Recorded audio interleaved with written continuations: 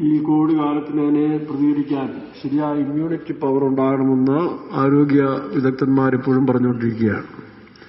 അതിന് നല്ല പോഷകാംശമായ ഭക്ഷണം കഴിച്ചെങ്കിൽ മാത്രമേ ഇതിനെ പ്രതിരോധിപ്പാൻ കഴിയൂ എന്നാണ്, വേറെ മരുന്നില്ലെന്നാണ്. ഇതുപോലെയാണ് നമുക്ക് നേരിടേണ്ടത് കോവിഡിനെയല്ല, കോവിഡ് മാത്രമല്ല ഈ ലോകത്തിന്റെ അന്ധകാര ശക്തികൾ. പാപത്തോട് പോരാടണം. പിശാച്, ലോകം, ജഡം, അതിന് നമ്മുടെയും അകത്തെ മനുഷ്യൻ ബലപ്പെട്ടെങ്കിൽ മാത്രമേ നമുക്കതിനെ ജയിക്കാൻ കഴിയുള്ളൂ. അപ്പൊ നാമും ഈ നാളുകളിൽ നല്ല പോഷകാംശമുള്ള വചനങ്ങൾ, യേശു പറയുന്നു, എന്നെ ഭക്ഷിക്കുകയും പാനം ചെയ്യുന്നവൻ എന്നിലും ഞാനവനിലും. നിത്യജീവന്റെ ശക്തി യേശു ക്രിസ്തുവിന്റെ വചനത്തിലുണ്ട്. അവിടെ ഈ നാളുകളിൽ അത് ചെയ്യാതിരിക്കാൻ പിശാചും എന്തെല്ലാം പണി നോക്കും അതെല്ലാം ചെയ്യും. ദൈവവചനം വായിച്ച് ധ്യാനിച്ച് നമ്മുടെ ഹൃദയത്തിലാക്കാൻ പിശാച് പലപ്പോഴും തടസ്സമാക്കും. ബാക്കി പല കാര്യങ്ങൾക്ക് വേണ്ടി സമയം ചെലവഴിക്കാൻ നോക്കിയാലും ഒരു കൂട്ടരെ പിശാച് തടസ്സം ചെയ്തുകൊണ്ടേയിരിക്കും. അതുകൊണ്ട് അവന്റെ തന്ത്രമാണെന്ന് മനസ്സിലാക്കി ശരിക്കും വചനങ്ങൾ പഠിക്കുക. പ്രത്യേകിച്ച് യേശുവിന്റെ വചനങ്ങളും അപ്പോസ്തലന്മാരുടെ വചനങ്ങളും മോശയുടെ പുസ്തകത്തിലും സങ്കീർത്തനങ്ങളിലും പ്രവാചകന്മാരുടെ പുസ്തകത്തിലും എഴുതിയിരിക്കുന്ന കാര്യങ്ങളൊക്കെ മനസ്സിലാക്കിക്കൊണ്ട് അതിൽ ബലപ്പെടണം. 2 ആത്മനിറവ്. നമുക്കറിയാം, യോഹന്നാന്റെ ലേഖനം 1-ാം ലേഖനം 2-ാം അധ്യായത്തിന്റെ 14-ാം വാക്യത്തിൽ വായിക്കുമ്പോൾ അവിടെ യൗവനക്കാരെ നിങ്ങൾ ശക്തരാകിയാലും ദൈവവചനം നിങ്ങളിൽ വസിക്കിയാലും വായിച്ച്. ബാല്യക്കാരാണെങ്കിലും ശക്തരാകാൻ കാരണം എന്താ വായിക്കാം? ദൈവവചനം നിങ്ങളിൽ വസിക്കിയാൽ. നോക്കണം, തമിഴ് പഠിക്കുക. வாலிபரே நீங்கள் பலவான்களாய் இருக்கிறதினாலும் தேவவசனம் உங்களில் நிலைத்திருக்கிறதினாலும். ദൈവത്തിന്റെ വചനം നിങ്ങളിൽ നിലത്തിരിക്കുന്നതിനാലും. അപ്പൊ ഒന്ന് വചനമാണ്. വചനത്തിൽ എന്തുണ്ട്? ജീവനുണ്ട്, അതിൽ വെളിച്ചമുണ്ട്. യോഹന്നാന്റെ സുവിശേഷം 1-ാം അധ്യായം 4-ാം വാക്യം.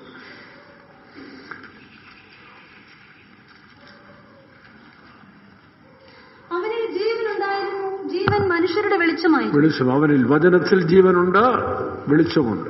അപ്പൊ ജീവനും വെളിച്ചമുണ്ടെങ്കിൽ മരണം പരിഹരിക്കപ്പെടും, ഇരുട്ട് നീങ്ങിപ്പോകും. അതാണ് വചനം. 119 സങ്കീർത്തനം 130 വായിക്കുമ്പോൾ അതിന്റെ വികാസനം, വെളിപ്പാട്. വചനം വായിച്ചാൽ മാത്രം പോരാ, അതിന്റെ വെളിപ്പെടുത്തൽ കിട്ടുമ്പോഴാണ് നമ്മുടെ ഹൃദയങ്ങൾ പ്രകാശപൂരിതമായി തീരുന്നത്. വായിക്കാം. നിന്റെ വചനങ്ങളുടെ വികാസനം പ്രകാശപ്രദമാകുന്നു. നിന്റെ വചനങ്ങളുടെ വികാസനം പ്രകാശപൂരിതമാകും. അതുതന്നെയാണ് അഭിഷേകവും. 2-ാമത് പരിശുദ്ധാത്മാവ്, അഭിഷേക നിറവ്. ഇത് രണ്ടും സൂക്ഷിച്ചാൽ മതി. വേറെ ബാക്കി കാര്യങ്ങളൊന്നും അധികം നമ്മൾ ശ്രദ്ധിക്കേണ്ട. ഇത് രണ്ടുമുണ്ടെങ്കിൽ നാം ജയാളികളായി തുടരാൻ കഴിയും. ചില സന്ദർഭങ്ങളിൽ ഈ ശരീരം നമുക്ക് ദോഷമായിട്ടല്ലെങ്കിൽ ചിന്തിക്കും, പ്രവർത്തിക്കും, തെറ്റുകുറ്റങ്ങൾ സംഭവിക്കാം, കുറവുകൾ വരാം, ചിന്തകളിൽ പ്രയാസങ്ങൾ വരാം. അപ്പോഴും ദൈവസന്നിധിയിൽ കാത്തിരുന്ന ഏറ്റുപറഞ്ഞ് കരഞ്ഞ് നിലവിളിച്ച് ഏറ്റുപറഞ്ഞ് ഉപേക്ഷിച്ച് ബലപ്പെട്ടോണം. അതിന് വേറെ പരിഹാരങ്ങളൊന്നുമില്ല. യെശയ്യാപ്രവചനം 10:38 വായിക്കുമ്പോൾ പുഷ്ടി നിമിത്തം മുഖക്കൈകൾ ഒടിഞ്ഞു പോകുമെന്നാണ്. Anointing, the yoke shall destroyed by anointing എന്നാണ്. പുഷ്ടി എന്നാണ് തമിഴ് മലയാളത്തിൽ വായിക്കുന്നത്. വായിക്കാം. പുഷ്ടി നിമിത്തം നുകം തകർന്നു പോകും. പുഷ്ടി നിമിത്തം നുകം തകർന്നു പോകും. തമിഴിൽ എങ്ങനെ എഴുതിയിരിക്കുന്നത്? അഭിഷേകത്തിൽ നുകം മുറിഞ്ഞു. അഭിഷേകത്താൽ മുഖം മുറിഞ്ഞു പോകും. അപ്പൊ അഭിഷേകം ഈ ആളുകൾ കളഞ്ഞു പോകരുത്. അഭിഷേകം കളയുന്നതിന്റെ കാരണം പാപം പ്രവേശിക്കുന്നുകൊണ്ടാണ്, ലോകജ്ഞാനം. അത് ഏറ്റുപറഞ്ഞ് കളഞ്ഞോണം. അഭിഷേകം നിങ്ങളുടെ ബന്ധനങ്ങളെ അഴിക്കും. അതിനെന്ത് ചെയ്യണം? യെശയ്യാ 40-ാം അധ്യായത്തിൽ 30 വായിക്കുമ്പോൾ യഹോവയെ കാത്തിരിക്കുന്നവർ ശക്തിയെ പുതുക്കും. വായിക്കാം. ബാല്യക്കാർ ക്ഷീണിച്ച് തളർന്നു പോകും, യൗവനക്കാരും ഇടറി വീഴും. എങ്കിലും യഹോവയെ കാത്തിരിക്കുന്നവർ ശക്തിയെ പുതുക്കും. അവർ കഴുകന്മാരെ പോലെ ചിറകടിച്ച് കയറും. കഴുകന്മാരെ പോലെ ചിറകടിച്ച് പറന്നു കയറും. നമ്മൾ കഴിഞ്ഞ ദിവസം ചിറകിനെ കുറിച്ചൊക്കെ ചിന്തിച്ചല്ലോ. ഇന്നും അല്പനേരം അത് തന്നെ ചിന്തിക്കാം. പക്ഷേ ആ ചിറകടിച്ചുയരണമെങ്കിൽ ചിറകിന് പവർ വേണം, ശക്തി വേണം. കഴുകന്മാരെ പോലെ ചിറകടിച്ച് ഉയരത്തിലേക്ക് പോകണം. ആ അഭിഷേകം നമ്മളെ നടത്തുമെന്നാണ് യോഹന്നാന്റെ ലേഖനത്തിൽ പറയുന്നു. അവനാൽ പ്രാപിച്ച അഭിഷേകം നിങ്ങളിലുണ്ടല്ലോ. സഭാ കൂടിയവരും ഇല്ലാതെ വന്നാലും, നടത്തിപ്പുകാരുടെ സാന്നിധ്യമില്ലാതെ വന്നാലും, മറ്റുള്ളവർ നമ്മളെ സഹായിക്കാനില്ലാതെ വന്നാലും നിങ്ങളിൽ അഭിഷേകം നിങ്ങളെ നടത്തുമെന്നാണ്. വായിച്ചേ 1 യോഹന്നാൻ 2:27. 1 യോഹന്നാൻ 2:27. അവനാൽ പ്രാപിച്ച അഭിഷേകം നിങ്ങളിൽ വസിക്കുന്നു. അവനാൽ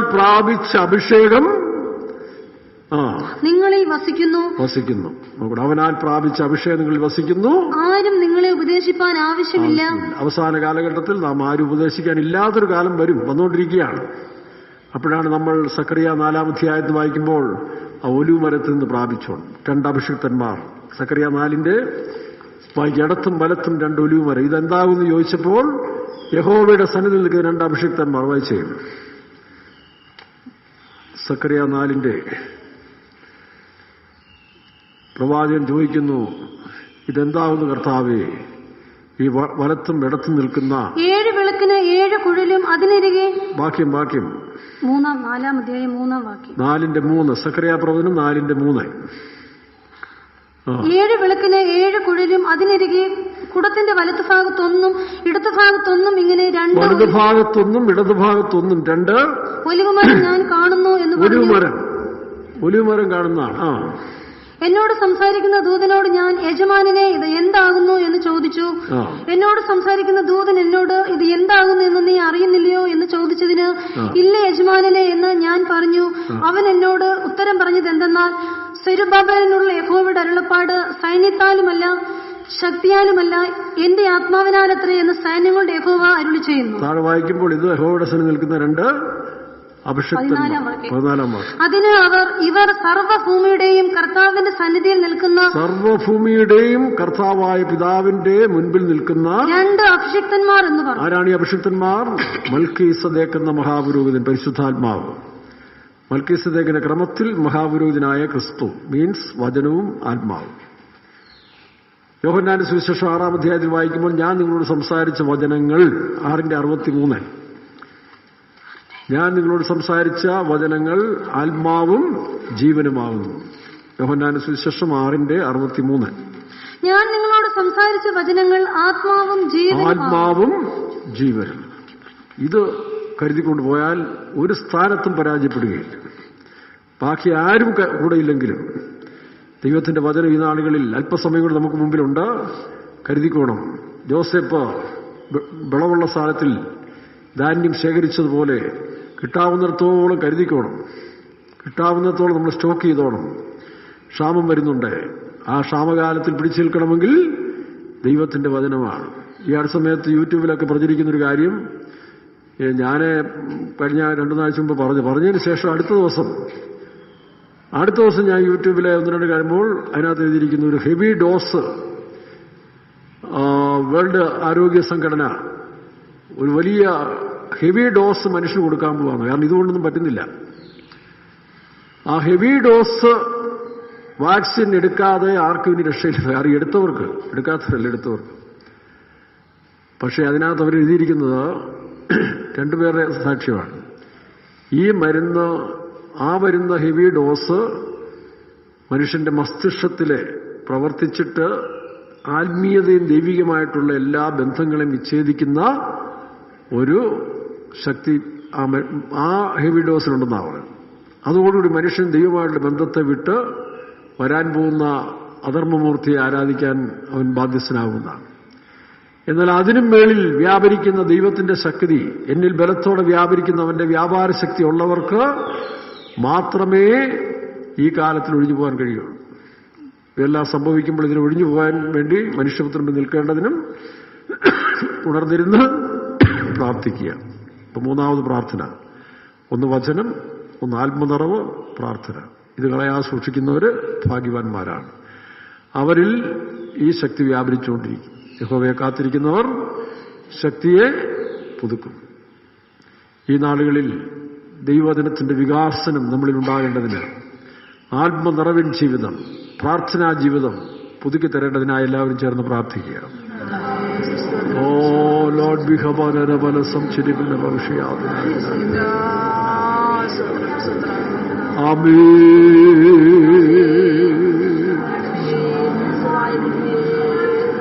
ഹല്ലേലൂയാ ലവം ശിരവനവനവലവം ശിരവനവലവം ഷിയാദന ആമേൻ. സ്തോത്രം സ്തോത്രം സ്തോത്രം സ്തോത്രം സ്തോത്രം. ഹല്ലേലൂയാ ശിരവനവലവം ഷിയാദന. നിങ്ങൾക്കറിയാമല്ലോ, ഈ കാലങ്ങളിൽ തന്നെ ലോകത്തിന്റെ വിവിധ ഭാഗങ്ങൾ, ഇന്ത്യയിൽ, കേരളത്തിൽ നമ്മുടെ വിശ്വാസ വീടുകൾ സഹിതം പലതും അടയ്ക്കപ്പെട്ട് കിടക്കുകയാണ്. പലതും തുറന്നിട്ടില്ല, പലയിടത്തും ആരാധനയില്ല. എങ്കിലും വിശ്വാസത്താൽ നമുക്കിങ്ങനെ കൂടി വരുവാൻ ദൈവം സമയം തന്നിരിക്കുന്നു. പലരും ക്ഷീണിച്ചുകൊണ്ടിരിക്കുന്നു, അധൈര്യപ്പെട്ടുകൊണ്ടിരിക്കുന്നു. കഴിഞ്ഞ ദിവസം ഒരു സുവിശേഷ വേലക്കാരൻ തന്നെ ഒരു വിശ്വാസിന് വീട്ടിൽ പോയി പറഞ്ഞു, "നീ ഞങ്ങൾ വേലക്കാരും മരുന്നെടുക്കേണ്ടി വരുമല്ലോ" എന്ന് പറയാം. അപ്പൊ ചിന്തിച്ചു നോക്കി. അപ്പൊ വേലക്കാരെന്ന് പറഞ്ഞിട്ട് കാര്യമൊന്നുമില്ല. വിശ്വാസം ഉറപ്പില്ലാത്തവനെല്ലാം മരുന്ന് കൊടുക്കും, നമ്പർ വെക്കും. അപ്പൊ അതുകൊണ്ട് അങ്ങനെ ഒരു കാലത്തിലാണ് നമ്മൾ ജീവിക്കുന്നത്. അതുകൊണ്ട് വ്യക്തിപരമായിട്ട് നിങ്ങൾ ബലപ്പെട്ടോണം. ഇപ്പൊ ഈ കിട്ടുന്ന മീറ്റിംഗ് തന്നെ വലിയ അനുഗ്രഹമല്ലേ. ഈ കാലത്തില് എല്ലാവരും ഭയപ്പെടുക മീറ്റിംഗ് നടത്താൻ.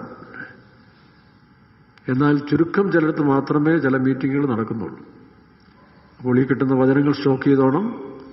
ആത്മനിറവിൻ ജീവിതം, പ്രാർത്ഥന, ഇത്രയും മതി. എപ്പോഴും ദൈവസന്നിധി ഇരുന്ന് ഷെയർ ചെയ്യണം. നമ്മുടെ അപ്പനോടെല്ലാം മറ്റാരോടാണ് ഷെയർ ചെയ്യേണ്ടത്. എനിക്ക് വലിയ സന്തോഷം. എൻ്റെ മുറിയിൽ എത്ര സമയം ഇരുന്നാലും ഞാൻ യേശുവായിട്ട് ഒരുപാട് സംസാരിക്കുന്നുണ്ട്. അങ്ങനെ ഇരിക്കുമ്പോൾ ചില നല്ല താല്പര്യമുള്ള വിശ്വാസികളുടെ വേലക്കാരുടെയൊക്കെ ഫോൺ വരും. അപ്പം ഞാൻ എൻ്റെ ഹൃദയത്തിലുള്ള ആത്മസന്തോഷം അവരോട് പകരും. പിന്നെ യേശുവിനോട് സംസാരിക്കും. ചിലപ്പോൾ വചനമെടുത്ത് വായിക്കും. ചിലപ്പോൾ യൂട്യൂബിൽ നല്ല ചില മെസ്സേജുകൾ പെട്ടെന്ന് കാണാനിടയാകും. അതും പ്രയോജനപ്പെടും. പിന്നെ ഉള്ള സമയം കൃഷി, അത് സന്തോഷമാണ്. അപ്പം ഇത്രയൊക്കെ മതി. ഇടുക്കിക്കാരെ സംബന്ധിച്ചിടത്തോളം ഇതൊക്കെ തന്നെയാണ് ഏറ്റവും നേട്ടം. പറമ്പിൽ പണി ചെയ്യുക, നല്ലവണ്ണം പണി ചെയ്യുക, നല്ലവണ്ണം ഭക്ഷണം കഴിക്കുക, നല്ലവണ്ണം പ്രാർത്ഥിക്കുക, നല്ലവണ്ണം ആത്മാവ് നിറയുക, നല്ലവണ്ണം വചനം വായിക്കുക. ഇനി വേറെയും പോകേണ്ട ആവശ്യമില്ല. അപ്പോൾ ഈ ക്വാറന്റൈനോ ഈ കോവിഡ് കാലം നമുക്ക് അനുഗ്രഹം തന്നെയാണ്. അവിടെ ഇവിടെ അലഞ്ഞു തിരിയാതെ നമ്മളെ തന്നെ ബലപ്പെടുത്തേണ്ട കാലങ്ങളാണിപ്പോൾ. ദൈവം അതിന് കൃപ തരുന്നതിനായി സ്തോത്രം ചെയ്യാം. സ്തോത്രം സ്തോത്രം സ്തോത്രം സ്തോത്രം. 11-ാം സങ്കീർത്തനത്തിന്റെ 1-ാം വാക്യം വായിക്കാം. 11-ന്റെ-1.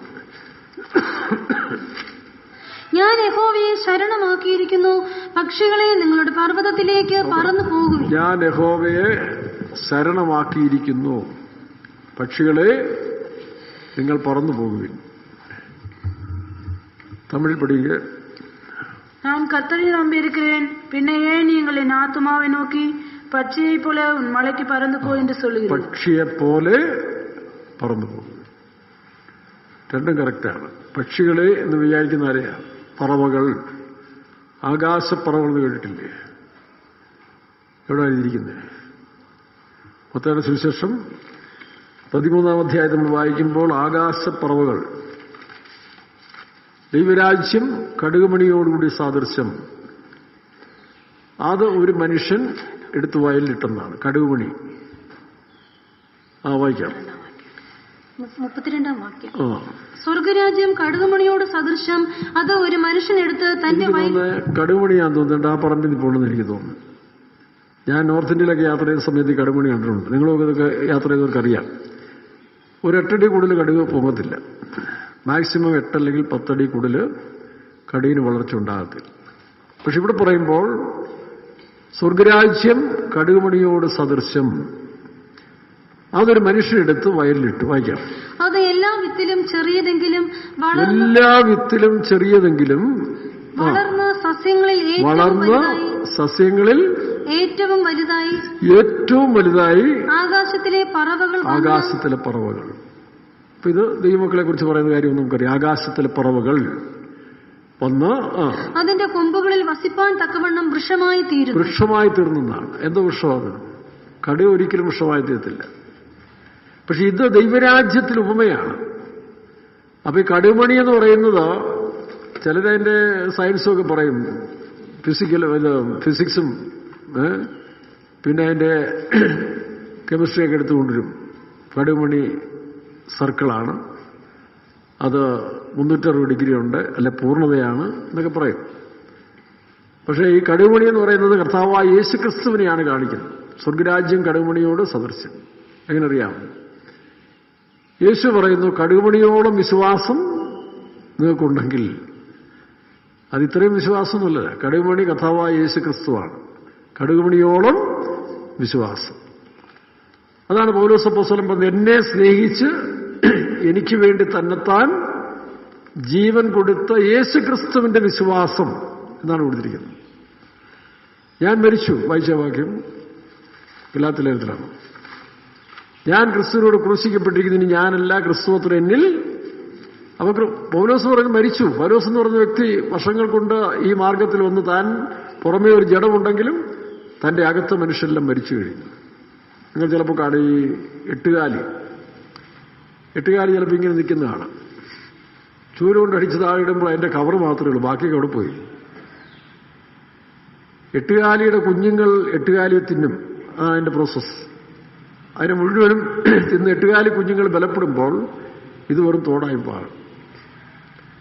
ഇവിടെ പൗലോസ് അപ്പോസ്തലൻ പറയുന്നു, ഞാൻ ക്രിസ്തുവിനോട് ക്രൂശിക്കപ്പെട്ടിരിക്കുന്നു, മരിച്ചു. അപ്പൊ നമ്മൾ മരിച്ചുകൊണ്ടേയിരിക്കുകയാണ്. അനുദിനം ശാകരൻ എന്നാണ്, ദിവസം തോറും മരിക്കുന്നു. നമ്മൾ ഈ സത്യം നമ്മുടെ അകത്ത് വരുമ്പോൾ നമ്മളെന്ന് പറയുന്നത് പഴയ മനുഷ്യൻ മരിച്ചുകൊണ്ടേയിരിക്കും. ഞാനോ കുറയണോ അവനോ, അതാണ് ഈ പ്രോസസ്സ് എന്ന് പറയുന്നത്. എല്ലാ മെമ്പർമാരായിരുന്നു ജീവിക്കുന്നതല്ല. നമ്മൾ ഈ സത്യം വരുന്തോറും ഈ വചനവും സത്യവും നമ്മളെ മരിപ്പിച്ചുകൊണ്ടേയിരിക്കും. മരിപ്പിച്ച് ഇന്നലത്തെ ചെറിയ കുഞ്ഞല്ല ഇന്ന്, കഴിഞ്ഞ ആഴ്ചത്തെ ചെറിയ. അപ്പം ഓരോ ദിവസം ചൊല്ലുന്നത് നമ്മുടെ സ്വയവും തന്നിഷ്ടവും എല്ലാം മരിച്ചുകൊണ്ടേയിരിക്കുകയാണ്. അവസാനം ഞാനല്ല, ക്രിസ്തു അത്രേ എന്നിൽ ജീവിക്കുന്നു. വായിച്ച് 2-ാം അധ്യായം 20-ാം വാക്യം. ഗലാത്യ 2:20. ഞാൻ ക്രിസ്തുവിനോട് കൂടെ ക്രൂശിക്കപ്പെട്ടിരിക്കുന്നു. ഇനി തുടക്കത്തിൽ തന്നെ നമ്മൾ സ്നാനത്തിൽ ആ ക്രൂശീകരണത്തിന് സമർപ്പിച്ചാലും നമ്മൾ ഈ മാർഗത്തിൽ വന്ന ഈ ഫാക്ടറിയിൽ, ദൈവത്തിന്റെ സഭയെന്ന ഫാക്ടറിയിൽ വന്ന് നമ്മളെ കടഞ്ഞെടുത്തുകൊണ്ടിരിക്കുകയാണ്. കുശവന്റെ കയ്യിലെ കളിമണ്ണ് പോലെ നമ്മളെ കടഞ്ഞെടുത്തുകൊണ്ടിരിക്കുകയാണ്. അതിന് പറ്റിയ നടത്തിപ്പുകാരും അതിന് പറ്റിയ സാഹചര്യങ്ങളും ലോകമനുഷ്യരും ഒക്കെ നമുക്ക് വരും. അവർ നിമിത്തം നമ്മളെ ഈ പറഞ്ഞ പോലെ കടഞ്ഞെടുത്തുകൊണ്ടേയിരിക്കും. തൈര് കടയെന്ന് കണ്ടിട്ടില്ലേ? ഞങ്ങളടുത്തൊരു നായരമ്മയുണ്ടായിരുന്നു. അവർ ഞങ്ങളിവിടെ പങ്കുകൃഷി ചെയ്യുമായിരുന്നു. ഇപ്പം ഞങ്ങൾ വലിയ ഫാമിലി ഫ്രണ്ട്സാണ്. പക്ഷെ അമ്മ വലിയൊരു തൈരും കലം കൊണ്ട് വെച്ചിട്ട്, ഇത് പാലിൻ്റെ ഉറ വെച്ചിട്ട് അങ്ങോട്ടൊരു കൊരണ്ടയിൽ ഇരുന്നുകൊണ്ട് അതങ്ങോട്ട് കടയും. ഇങ്ങനെ കടഞ്ഞ് നല്ല വെണ്ണ എടുക്കും, എനിക്കും തരും. അപ്പോൾ അത് കടഞ്ഞെടുക്കുമ്പോഴാണ് അതിനകത്ത് വെണ്ണ സത്ത് വെളിയിൽ വരുന്നത്. ഇതുപോലെ നമ്മുടെ ജീവിതത്തിൽ നമ്മളെ കടഞ്ഞ് ഉടച്ച് ശരിയാക്കി എടുത്തെടുത്തെടുത്ത് വരുമ്പോൾ നമ്മളിലുള്ള അമൃതം, പാലാഴി മഥനമൊന്നും കേട്ടിട്ടില്ലേ? പഴയ പുരാണങ്ങളിലെ മഹാഭാരതത്തിലാണെന്ന് തോന്നുന്നു. അസുരന്മാരും ദേവന്മാരും തമ്മിൽ ഒരു പാലാഴി മഥനം. പാലാഴി എന്ന് പറയുന്ന കടൽ, ആഴികടൽ. ആ പാലാഴി എന്ന് പറഞ്ഞ കടലിൽ അമൃതമുണ്ട് അവിടെ. അപ്പോൾ ഒരാൾ മരിക്കാതിരിക്കണമെങ്കിൽ അവന് അമൃത് കൊടുക്കണമെന്നാണ് പറയുന്നത്. ഏതോ ഒരു കഥാപാത്രം ഉണ്ട് അതിനകത്ത്. അതിന് അമൃത് കൊടുത്താൽ മരിക്കത്തില്ലെന്ന. അപ്പൊ അമൃതിന് വേണ്ടി ദേവന്മാരും അസുരന്മാരും, ദേവന്മാരെന്ന് പറഞ്ഞാൽ ആരാ? ദൈവമക്കള്. ഇതിന്റെ പകർപ്പാണ്. പക്ഷെ അത് ഈ ഖുറാനും ഇതുമൊക്കെ വേദങ്ങളും ഒക്കെ ഈ ദൈവവചനത്തിന്റെ ഒരു പകർപ്പ് അവർ എഴുതിയെടുത്ത് വെച്ചിരിക്കുകയാണ്.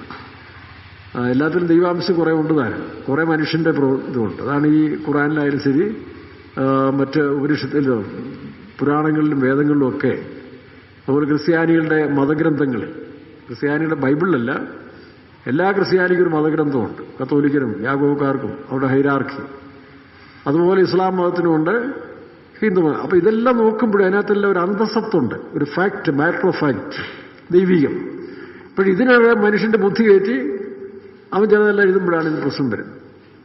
അപ്പൊ ദേവന്മാരെന്ന് പറയുന്നത് നമ്മൾ ബൈബിൾ ഭാഷ ദൈവപുത്രന്മാർ, അസുരന്മാരെന്ന് പറഞ്ഞാൽ പിശാചിന്റെ മക്കൾ, ലോകമക്കൾ. അതാണല്ലോ അവിടെയും പറയുന്നത്. അപ്പൊ ഇവർ ഈ അമൃത് കടയാൻ വേണ്ടി പാലാഴി മഥനം, ഒരു ഒരു വലിയ സർപ്പത്തെ എടുത്തിട്ടാണ് അതിന്റെ കയറിട്ടിട്ട് രണ്ടുപേരും കൊണ്ടിട്ട് വലിക്കുക. ആർക്ക് കിട്ടുമെന്നുള്ളതാണ്. ജീവൻ മരണ പോരാട്ടമൊന്നുമില്ല. നമ്മൾ പറയുമ്പോൾ ആത്മാവും ജഡനും. ജഡമാണ് അസുരന്മാർ, മറ്റ് ആത്മാവാണ് ദൈവത്തിന്റെ മുഖം. ഈ പോരാട്ടം നമ്മുടെ സ്വന്തം ജീവിതത്തിൽ തന്നെ ഉണ്ടല്ലോ, നമ്മളിൽ തന്നെ ഉണ്ടല്ലോ ഈ പോരാട്ടം. നല്ല ആത്മീയമായ ജീവികളെന്ന് വിചാരിക്കും, അപ്പോൾ ഒരു ജഡീയ സ്വഭാവം വരും, അപ്പോൾ ഒരു കോപ സ്വഭാവം വരും, അപ്പോൾ ഒരു അനുസരണക്കേട് വരും. അതാണ് അസുര സ്വഭാവം എന്ന് പറയുന്നത്. അപ്പൊ ഇതിനെ ഓവർകം ചെയ്യുക. അതിനെ ഓവർകം ചെയ്യുമ്പോൾ അവിടെ വരുന്നതാണ് അമൃത്, നിത്യജീവൻ. അത് ഉദാഹരണം അല്ലെങ്കിൽ കഥ പഠിപ്പിക്കുകയാണത്. അങ്ങനെ കടഞ്ഞു വന്നപ്പോൾ ആദ്യം കിട്ടിയതെന്താണ്? ഈ സർപ്പത്തിന്റെ വിഷമാണ് വന്ന് നോക്കണം. സർപ്പത്തിന്റെ വിഷം ഇല്ലേ? പണ്ട് വയലാറും ആരും എഴുതിയൊരു പാട്ടിനകത്തുണ്ട്. ദൈവം പർദീസയിൽ, ദൈവോത്തരനായ ക്രിസ്തു ഭൂമിയിൽ വന്ന് പർദീസ സ്ഥാപിച്ചു. പക്ഷെ മനുഷ്യൻ പാമ്പിനെ ഉള്ളിൽ സൂക്ഷിച്ചുകൊണ്ട് നടക്കുക എന്നൊരു പാട്ടുണ്ട്. അപ്പം എന്ന് പറഞ്ഞ പോലെയാണ് ഈ വിഷം ഇവർ കടയാൻ തുടങ്ങുമ്പോൾ ആദ്യം കിട്ടുന്ന എന്താ? നമ്മളെ ദൈവസന്നിധിയിൽ കൊണ്ടുവന്ന് ദൈവത്തിന്റെ ആത്മാവ് കടയും തോറും നമ്മളിലുള്ളതായ പ്രാകൃത സ്വഭാവങ്ങൾ വെളിപ്പെട്ടുകൊണ്ടേയിരിക്കും. അതാണ് ഈ മാർഗത്തിന്റെ എല്ലാത്തിന്റെയും സാരം. ആവർത്തന പുസ്തകം 8-ാം അധ്യായത്തിന്റെ 2-ാം വാക്യം വായിച്ച്. ആവർത്തനം 8:2. നിന്റെ ദൈവമായ യഹോവ നിന്നെ താഴ്ത്തുവാനും തന്റെ കൽപ്പനകൾ പ്രമാണിക്കുമോ ഇല്ലയോ എന്ന് നിന്നെ പരീക്ഷിച്ച് നോക്കണം. പരീക്ഷിച്ച് നിന്റെ ഹൃദയത്തിൽ ഇരിക്കുന്നത് അറിയാനും. നിന്റെ ഹൃദയത്തിലിരിക്കുന്ന, അതിനാണ് ഈ മാർഗം എന്ന് പറയുന്നത്. നമ്മളിവിടെ വരുമ്പം എന്ത് ചെയ്യുന്നു? വലിയ അച്ചായന്മാരൊക്കെ ആയിട്ടല്ല, അമ്മച്ചിമാരൊക്കെ ആയിട്ട് നല്ല ടിപ് ടോപ്പില് വെള്ളയൊക്കെ ഇട്ട് നല്ല മീശയൊക്കെ പഠിച്ച്, ഞായറാഴ്ച ആണെങ്കിൽ 2 പ്രാവശ്യം പഠിക്കും ഇല്ലയോ? അങ്ങനെയുള്ളവരുണ്ട്. ഞായറാഴ്ച 2 പ്രാവശ്യം പഠിക്കണമെന്ന് ഒരാൾ എന്നോട് പറഞ്ഞു. കാരണം നമ്മൾ ദൈവമക്കളാണ്. നമ്മുടെ മുഖം നോക്കിയാൽ എങ്ങനെ ഇരിക്കണം? നല്ല തേജസ്. അതിന് ഷേവിലാണ് തേജസ്സിരിക്കുന്നത്. അപ്പൊ അങ്ങനെയൊക്കെയുള്ള കാൽക്കുലേഷൻ ഉണ്ട്. പക്ഷെ ഇവിടെ വരുമ്പോഴാണ് അതിനകത്തോട്ട് കയറുമ്പോൾ കിടന്ന് വൈബ്രേഷൻ ഉണ്ടാക്കുക. ഇന്ന് ഇവിടെ എത്ര പേരുടെ ഹൃദയത്തിൽ വൈബ്രേഷൻ ഉണ്ടായെന്നുള്ളത് നിങ്ങൾക്ക് തന്നെ അറിയാം. ഞാൻ ഗ്രഹിച്ചുകൊണ്ടേയിരുന്നു. മനസ്സിലാവുന്നു? എനിക്കും ഉണ്ടാകുന്നുണ്ട്. ചിലപ്പോൾ പ്രസംഗിക്കുന്ന എനിക്കും തിരിച്ചടി ഉണ്ടാകുന്നുണ്ട്. കാരണം നമ്മൾ ചിലപ്പോൾ നല്ല പ്രസംഗമൊക്കെ ചെയ്യും, ആ പ്രസംഗം തന്നെ നമുക്കിട്ടും കൊള്ളും. അങ്ങനെ നമ്മൾ അറിയാതെ നമ്മുടെ പ്രാകൃത സ്വഭാവങ്ങളെ വെളിപ്പെടുത്തുന്നതാണ് ഈ മാർഗം എന്ന് പറയുന്നത്. അല്ല ഇവിടെ മനുഷ്യരെ പൊക്കിക്കൊണ്ട് പോകുന്നതല്ല, മനുഷ്യരെ ഉടച്ച് തകർത്തില്ലാതാക്കുക. പുത്രനെ തകർക്കുവാൻ ദൈവത്തിന് പ്രസാദം തോന്നി. നമ്മുടെ ചില സുവിശേഷകരക്കാർക്ക് ആ വെളിപ്പാടില്ല. അവർ ചില മനുഷ്യരെ പേടിച്ചിട്ട് അല്ലെങ്കിൽ ചില ലാഭത്തിന് വേണ്ടി അവർ പൊക്കി അവരും നശിക്കും, ഇവരും നശിക്കും. അപ്പോൾ അതിലാരും ആഗ്രഹിക്കരുത്. നമ്മളെ തകർക്കണം.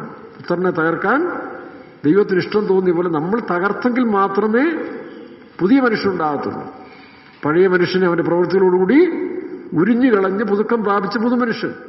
എല്ലാം വരുമ്പോ സ്വത്രം ഹല്ലേലൂയ, ചായൻ, അമ്മച്ചി, അമ്മാമ്മ പട്ടിയെ മറിച്ചത്, ഞങ്ങളെ അപ്പച്ചൻ, കൂപ്പച്ചൻ മറ്റത് മറിച്ചത്, അതെന്തുവാണ് വിളിച്ചോട്ടെ, നമുക്ക് വിഷയമല്ല. പക്ഷെ നമ്മൾ ആരാണെന്ന് നമ്മൾ അറിയണം.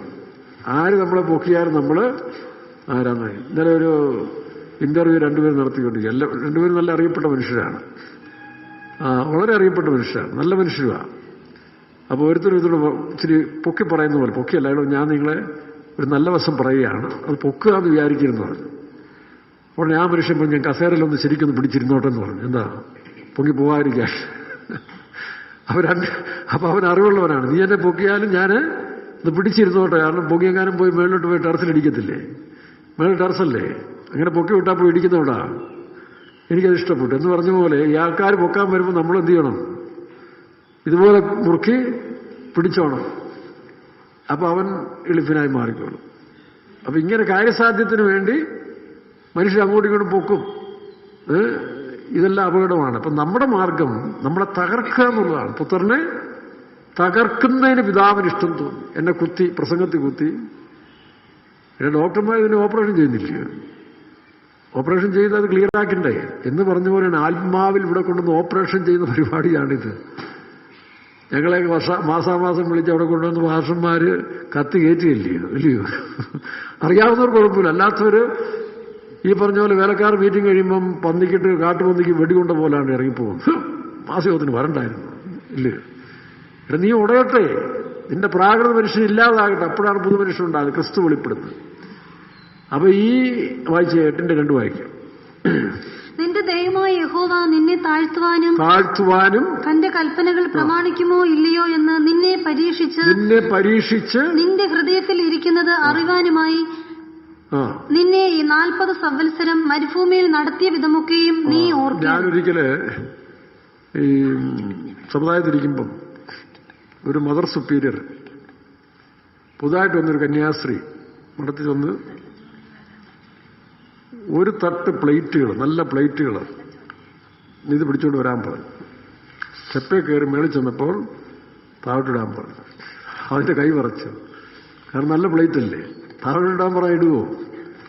ഇത്രയും നല്ല പ്ലേറ്റ് താഴെയിട്ട് പൊട്ടിക്കുന്നത് ശരിയാണോ? രണ്ടാമതും പറഞ്ഞു നീ താഴെ ഇടുക. അപ്പോഴും അതിന് സംശയം. മൂന്നാമതും പറഞ്ഞു ഇട്ടില്ല, പൊക്കോളാൻ പറഞ്ഞു. പിന്നെ ഈ കന്യാസ്ത്രീ വേറെ കൊള്ളത്തില്ല, വീട്ടിൽ പോക്കോ, പോയി കല്യാണം കഴിച്ച് ജീവിച്ചോളാം. എന്താ കാരണം? അനുസരണം.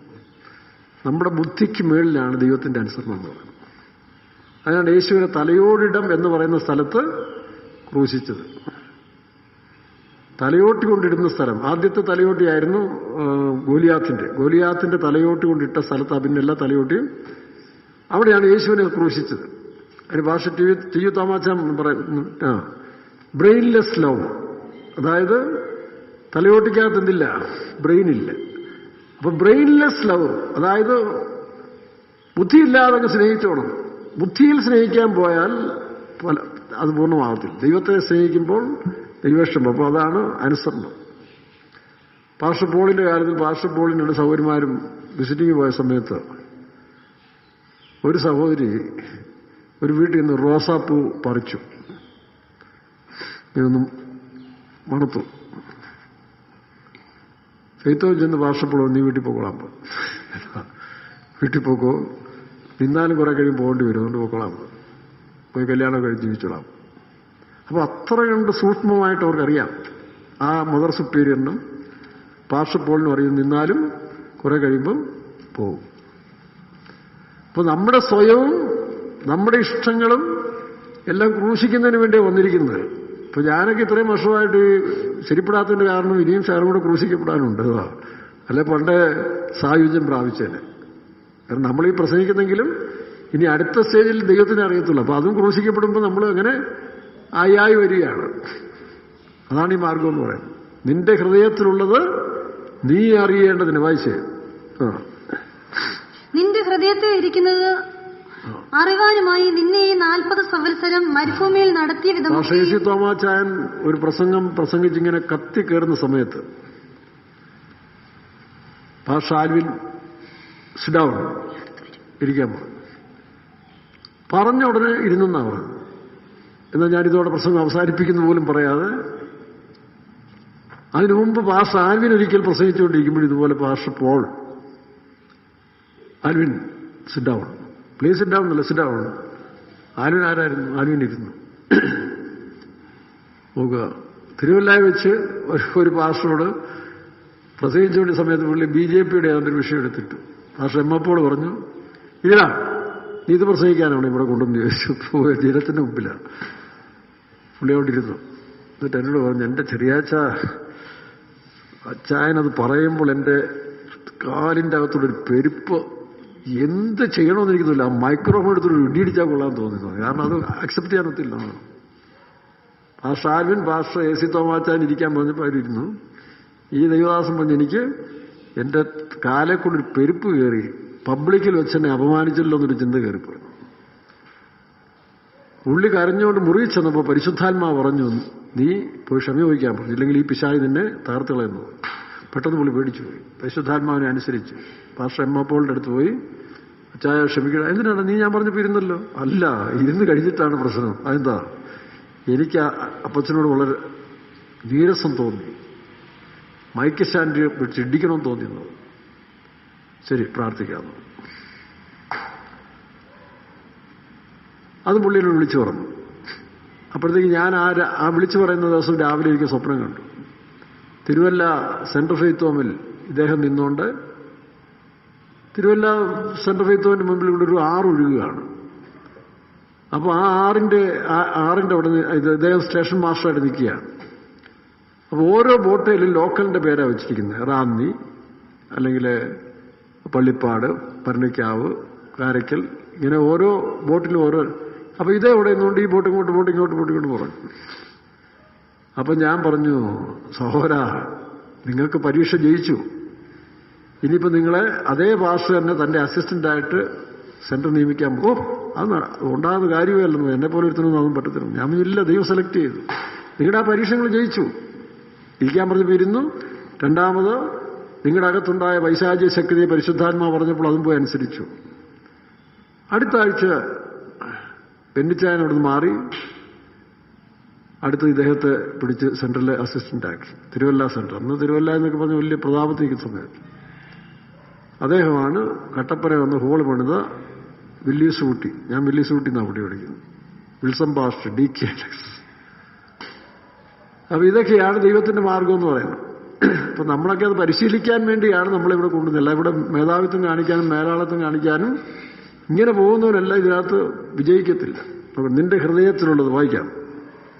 നിന്റെ ഹൃദയത്തിൽ ഇരിക്കുന്നത് അറിവാനുമായി നിന്നെ 40 സംവത്സരം 40 വർഷമാണ് ഇസ്രായേലിനെ അനുസരണം പഠിപ്പിക്കാൻ അവന്റെ ഹൃദയത്തിലുള്ള തെറ്റുകളെ ബോധ്യപ്പെടുത്തി അവനെ യഥാസ്ഥാനപ്പെടുത്താൻ നടത്തി. എന്നിട്ട് പോലും ആ തലമുറയിൽ അനേകര് മത്സരിച്ചും അഹങ്കരിച്ചും അനുസരണക്കേട് കാണിച്ചും മരുഭൂമിയിൽ വീണു. ആ തലമുറയിൽ കാലേബും യോശുവായും പിന്നെ അടുത്ത തലമുറ. അപ്പൊ നോക്കിയേ, അപ്പൊ ഇതാണ് ഈ മാർഗം എന്ന് പറയുന്നത്. അപ്പൊ നമ്മുടെ ജീവിതത്തില് ഈ പറയുന്ന നമ്മളെ കടയുകയാണ്. ഈ മാർഗത്തിൽ കൊണ്ടുവന്നിട്ട് പരിശുദ്ധാത്മാവും വചനവും നടത്തിപ്പ് നമ്മളെ കടഞ്ഞ് വരുമ്പോൾ ആദ്യം ഈ സർപ്പം വിഷമാണ് കത്തിയത്. ഈ പാലാഴി മദനത്തില് ഈ ബൈബിളുമായിട്ട് വലിയ ആധാരമായ ഒരു എക്സാമ്പിളാണ്. അപ്പൊ ഈ സർപ്പം വിഷം തുപ്പി, ഭയങ്കര വിഷമാണ്, മാരകമായ വിഷമാണ്. ഇത് ആ മുഴുവൻ മനുഷ്യനെ കൊല്ലും.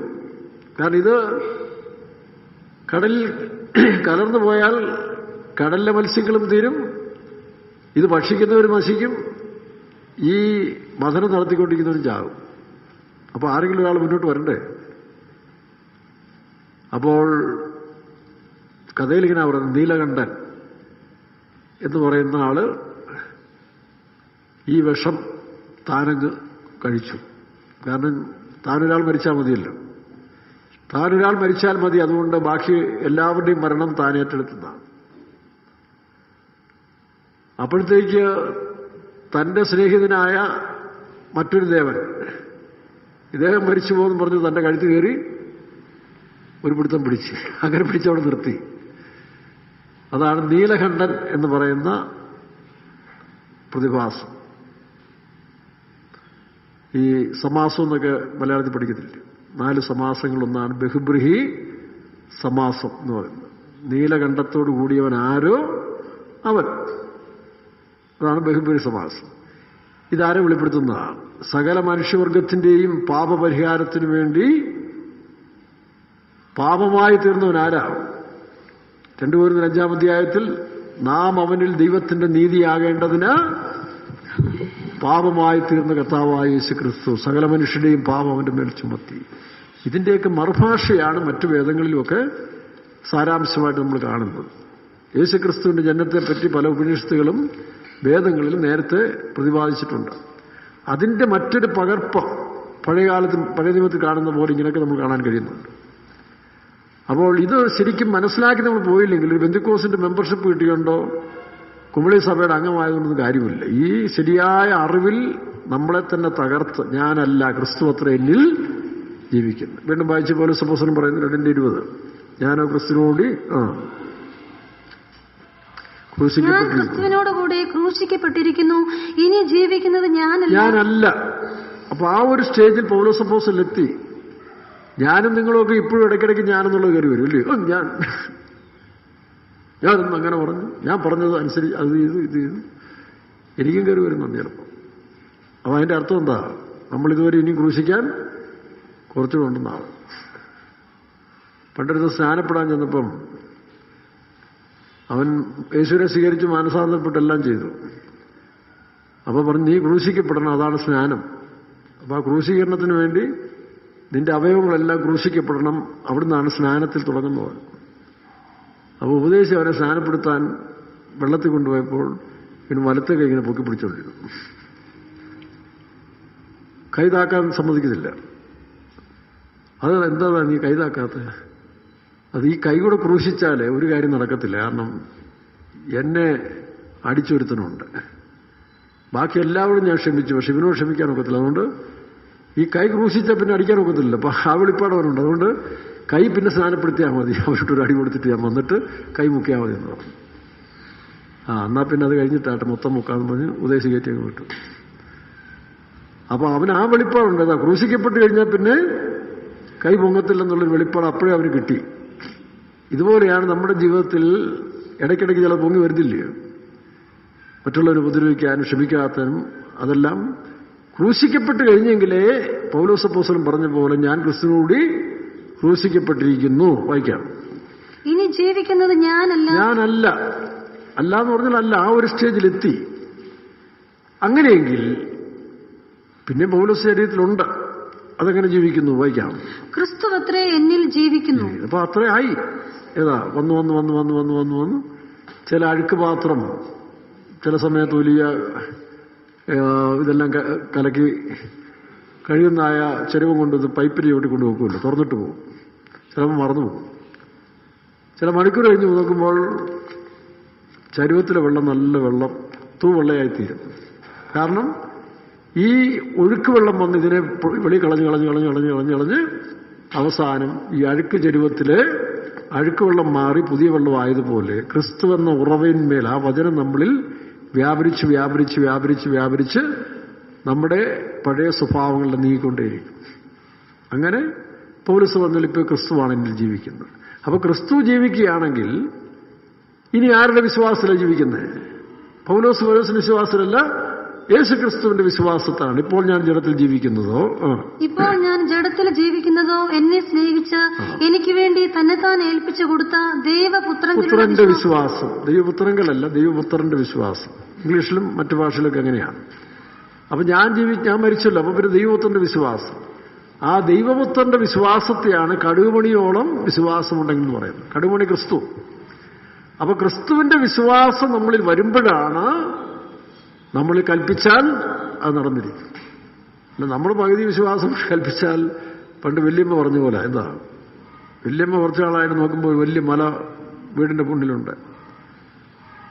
അപ്പോൾ ഒരിക്കൽ ബൈബിൾ വായിച്ചപ്പോൾ നീ വിശ്വാസത്താൽ മലയോട് മാറിപ്പോകാൻ പറഞ്ഞാൽ മാറിപ്പോകും. അപ്പോൾ വല്യമ്മ പിള്ളേരോട് പറഞ്ഞു, ഞാൻ ഈ വാക്യം വായിച്ചു, ഇനി മലയോട് കൽപ്പിക്കാൻ പോകാൻ പറഞ്ഞു. അങ്ങനെ വല്യമ്മ പോയി മലയോട് കൽപ്പിച്ചു, മലയെ നീ മാറിപ്പോകാൻ പറഞ്ഞു. മല മാറിയില്ല. അപ്പൊ പിള്ളേരവിടെ ചിരിച്ചു. അപ്പൊ തള്ള പറയാ, ഞാൻ അപ്പോഴേ വിചാരിച്ചതാ ഇത് മാറാനൊന്നും പോകുന്നില്ല. അപ്പൊ അതാണ് അപ്പൊ കടുകുമണിയോളം വിശ്വാസം എന്ന് പറഞ്ഞാൽ ദൈവപുത്രന്റെ വിശ്വാസം. അപ്പൊ കടുകുമണിയോളം വിശ്വാസം ഉണ്ടെങ്കിൽ എന്ന് പറഞ്ഞാൽ ദൈവപുത്രന്റെ വിശ്വാസം നമ്മിൽ വരുമ്പോൾ നമ്മൾ കൽപ്പിച്ചാൽ നടക്കും. ചില രോഗശാന്തി, അത്ഭുത രോഗശാന്തിക്ക് നടക്കുന്ന മനുഷ്യരില്ലേ, അവരാ സമയത്ത് കറക്റ്റാണ്. ദൈവത്തിന്റെ വിശ്വാസത്തിൽ നിറഞ്ഞിരിക്കുന്ന സമയത്ത് കൽപ്പിച്ചാൽ നടക്കും. പക്ഷെ അതേ മനുഷ്യൻ തന്നെ അടുത്ത സമയത്ത് സാധാരണക്കാരനായി. ഏലിയാവ് തീ ഇറക്കിയില്ലേ, പക്ഷെ അടുത്ത സമയത്തിൽ അവൻ നിരാശനായി. ഇസബേലിന്റെ വാക്ക് കേട്ടപ്പോൾ ഓടി ഒളിച്ചില്ലേ.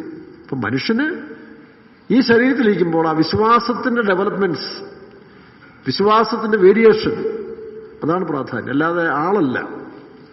അത് മാഷായാലും നിങ്ങളായാലും നമ്മുടെ വിശ്വാസത്തിന്റെ അളവ് പോലാണ് നമ്മളെ ശ്രേഷ്ഠരാക്കുന്നത്. വിശ്വാസത്തിൽ അതാണ് ദൈവപുത്രന്റെ വിശ്വാസം. അതിന് മുമ്പുള്ള സ്റ്റേജിൽ പൗലോസ് പറഞ്ഞു, ഞാൻ ആരെ വിശ്വസിച്ചിരിക്കുന്നു എന്ന് തന്റെ ബാല്യകാലത്തിൽ, ആരംഭകാലത്ത് താൻ പറഞ്ഞു, ഞാൻ ആരെ വിശ്വസിച്ചിരിക്കുന്നത് അറിയുന്നു. ഇപ്പോൾ താൻ പറഞ്ഞു, ഞാൻ ദൈവപുത്രന്റെ വിശ്വാസത്തിൽ. അതാണ് തന്റെ അവസാനം. നല്ല പോരാട്ടം പോരാടി ഇനി നീതിയുടെ കിരീടം. അത്രയും അഷുറൻസ് ആയിട്ട് ഉറപ്പായിട്ട് താൻ പറഞ്ഞ് അവസാനിച്ചു. അപ്പൊ ഈ കടുകുമണിയാണ് ദൈവരാജ്യം, ക്രിസ്തു എന്ന ദൈവരാജ്യം. അതിൽ രണ്ട് കൂട്ടരുണ്ടെന്നാണ്. ആരൊക്കെയാ? ഒന്ന്, അതിന്റെ അടിയിൽ മൃഗങ്ങള് ഷെൽട്ടറിങ്, അതിന്റെ നിഴലെ തേടിപ്പോകുന്നുണ്ട്. മൃഗങ്ങള് നിഴല് തേടിപ്പോകുന്നു, പറവകൾ അതിൽ കൂടുവെച്ച് അവകാശമാക്കുകയാണ്. വായിച്ച വാക്യം 13. ആകാശത്തിലെ പറവകൾ വന്ന് അതിന്റെ കൊമ്പുകളിൽ വസിപ്പാൻ തക്കവണ്ണം വൃക്ഷമായി തീരുന്നു. നോക്കണം, അത് വൃക്ഷമായി തീരുന്നു. അതിന്റെ കൊമ്പുകളിൽ ആര് വസിക്കുന്നു? പക്ഷികൾ വസിക്കും. പക്ഷേ അതിന്റെ നിഴലിൽ ആര് വരും? മൃഗങ്ങളെല്ലാം കണ്ടിട്ടില്ലേ? മേഞ്ഞ് വെയിൽ കൊണ്ട് മേഞ്ഞെല്ലാം കഴിയുമ്പോൾ അതിനെ അയവറക്കാൻ വേണ്ടി, റെസ്റ്റ് എടുക്കാൻ വേണ്ടി മരത്തണലിൽ പോയി കിട്ടും. അപ്പൊ രണ്ട് കൂട്ടരുണ്ട്. ഒന്ന് ദൈവത്തെ ശരണമാക്കുന്നവരിൽ രണ്ട് ഗ്രൂപ്പാണ്. ഒന്ന് താൽക്കാലിക ആശ്രയം, കാര്യസാധ്യത്തിന് വേണ്ടി, പ്രാർത്ഥനയ്ക്ക് വേണ്ടി വരുന്നവർ. പ്രാർത്ഥനാ വിഷയം നടക്കണം, വലിയ പ്രശ്നമില്ലാതെ ജീവിതം മുന്നോട്ട് കൊണ്ടുപോകണം, അതിന് പ്രാർത്ഥനയ്ക്ക് വേണ്ടി അന്വേഷിക്കുന്നവരുണ്ട്. പള്ളി വരുന്നവരും പ്രാർത്ഥന വരുന്നവരും വീട്ടുകാരിൽ നോക്കണം, കല്യാണം നടക്കണം, രോഗസൗഖ്യമാണ്, പ്രശ്നമില്ലാതെ അതിനുവേണ്ടി പ്രാർത്ഥിക്കാൻ വരുന്നവരുണ്ട്. പക്ഷെ ഇവിടെ അതല്ല. അതാണ് യിരെമ്യാ 17:7 വായിക്കുമ്പോൾ 7:17 യഹോവയിൽ ആശ്രയിക്കുകയും, അതൊരു ഗ്രൂപ്പ്, അത് ടെമ്പററി, താൽക്കാലിക ആവശ്യങ്ങൾക്ക് വേണ്ടി. ചില മനുഷ്യരാണെങ്കിലും എന്തെങ്കിലും പോരാട്ടം വരുമ്പോൾ കൃത്യമായിട്ട് പള്ളി വന്നുകൊണ്ടിരിക്കും, അല്ലേ? ഉപവാസം പ്രാർത്ഥനയ്ക്കും വരും. അവിടെ പ്രശ്നം പരിഹരിച്ചു കഴിഞ്ഞാൽ പിന്നെ അവരെ കാണത്തില്ല. ഇന്നലെ ഞാനൊരു സഹോദരിയോട് ചോദിച്ചു, നിങ്ങൾ പ്രശ്നത്തിലിരുന്ന സമയത്ത് വലിയ ആത്മീയവും തീക്ഷണതയും പ്രാർത്ഥനയൊന്നും വിടാം, ഇപ്പം നിങ്ങളുടെ പ്രശ്നമൊന്ന് സോൾവ് ചെയ്ത് കഴിഞ്ഞപ്പോൾ നിങ്ങൾ പ്രാർത്ഥനയ്ക്ക് വരാൻ ബുദ്ധിമുട്ട്, എന്താ കാര്യം എന്ന് ചോദിച്ചപ്പം ഇന്നലെ എഴുന്നേറ്റപ്പോൾ താമസിച്ചു പോയെന്ന് പറഞ്ഞു. ഏതാ 9:30 പ്രാർത്ഥന, 12 മണി വരെ നടക്കുന്ന പ്രാർത്ഥനയിൽ രാവിലെ 6 മണിക്ക് എഴുന്നേക്കേണ്ട ആൾ പോട്ട് 7 മണിക്ക് എഴുന്നേറ്റോട്ട്, 8 മണിക്ക് എഴുന്നേറ്റോട്ട്, താമസിച്ചു പോകോട്ട്, 9 മണിക്ക് എഴുന്നോട്ട്. ഇനി 10 മണിക്ക് ആൾ എഴുന്നേറ്റ ഉടനെ പ്രാർത്ഥനയുടെ ഒരു ആത്മാവുണ്ടെങ്കിൽ ഓടിപ്പോത്തില്ലേ? അപ്പം ഇനി അടുത്ത പരീക്ഷ വരാൻ പോവുക, അപ്പോഴേ ഇനി അവർക്ക് ആത്മീയം ഉണർത്തത്തുള്ളൂ. മനസ്സിലാകും. ചില വിശ്വാസത്തിലൊക്കെ അങ്ങനെ അവർക്ക് പ്രശ്നങ്ങൾ വരുമ്പോഴേ പ്രാർത്ഥനക്കാരെയും പ്രാർത്ഥനയ്ക്ക് അന്വേഷിക്കത്തുള്ളൂ. വേറെ പാർട്ടിയോട് ചോദിച്ചാൽ പറഞ്ഞു, അതേ ഒരുങ്ങിയതാ, പക്ഷെ സമയം പോയത്. അതായത് പ്രാർത്ഥന 9 മണിക്ക് തുടങ്ങും, അല്ല 9:30 തുടങ്ങും.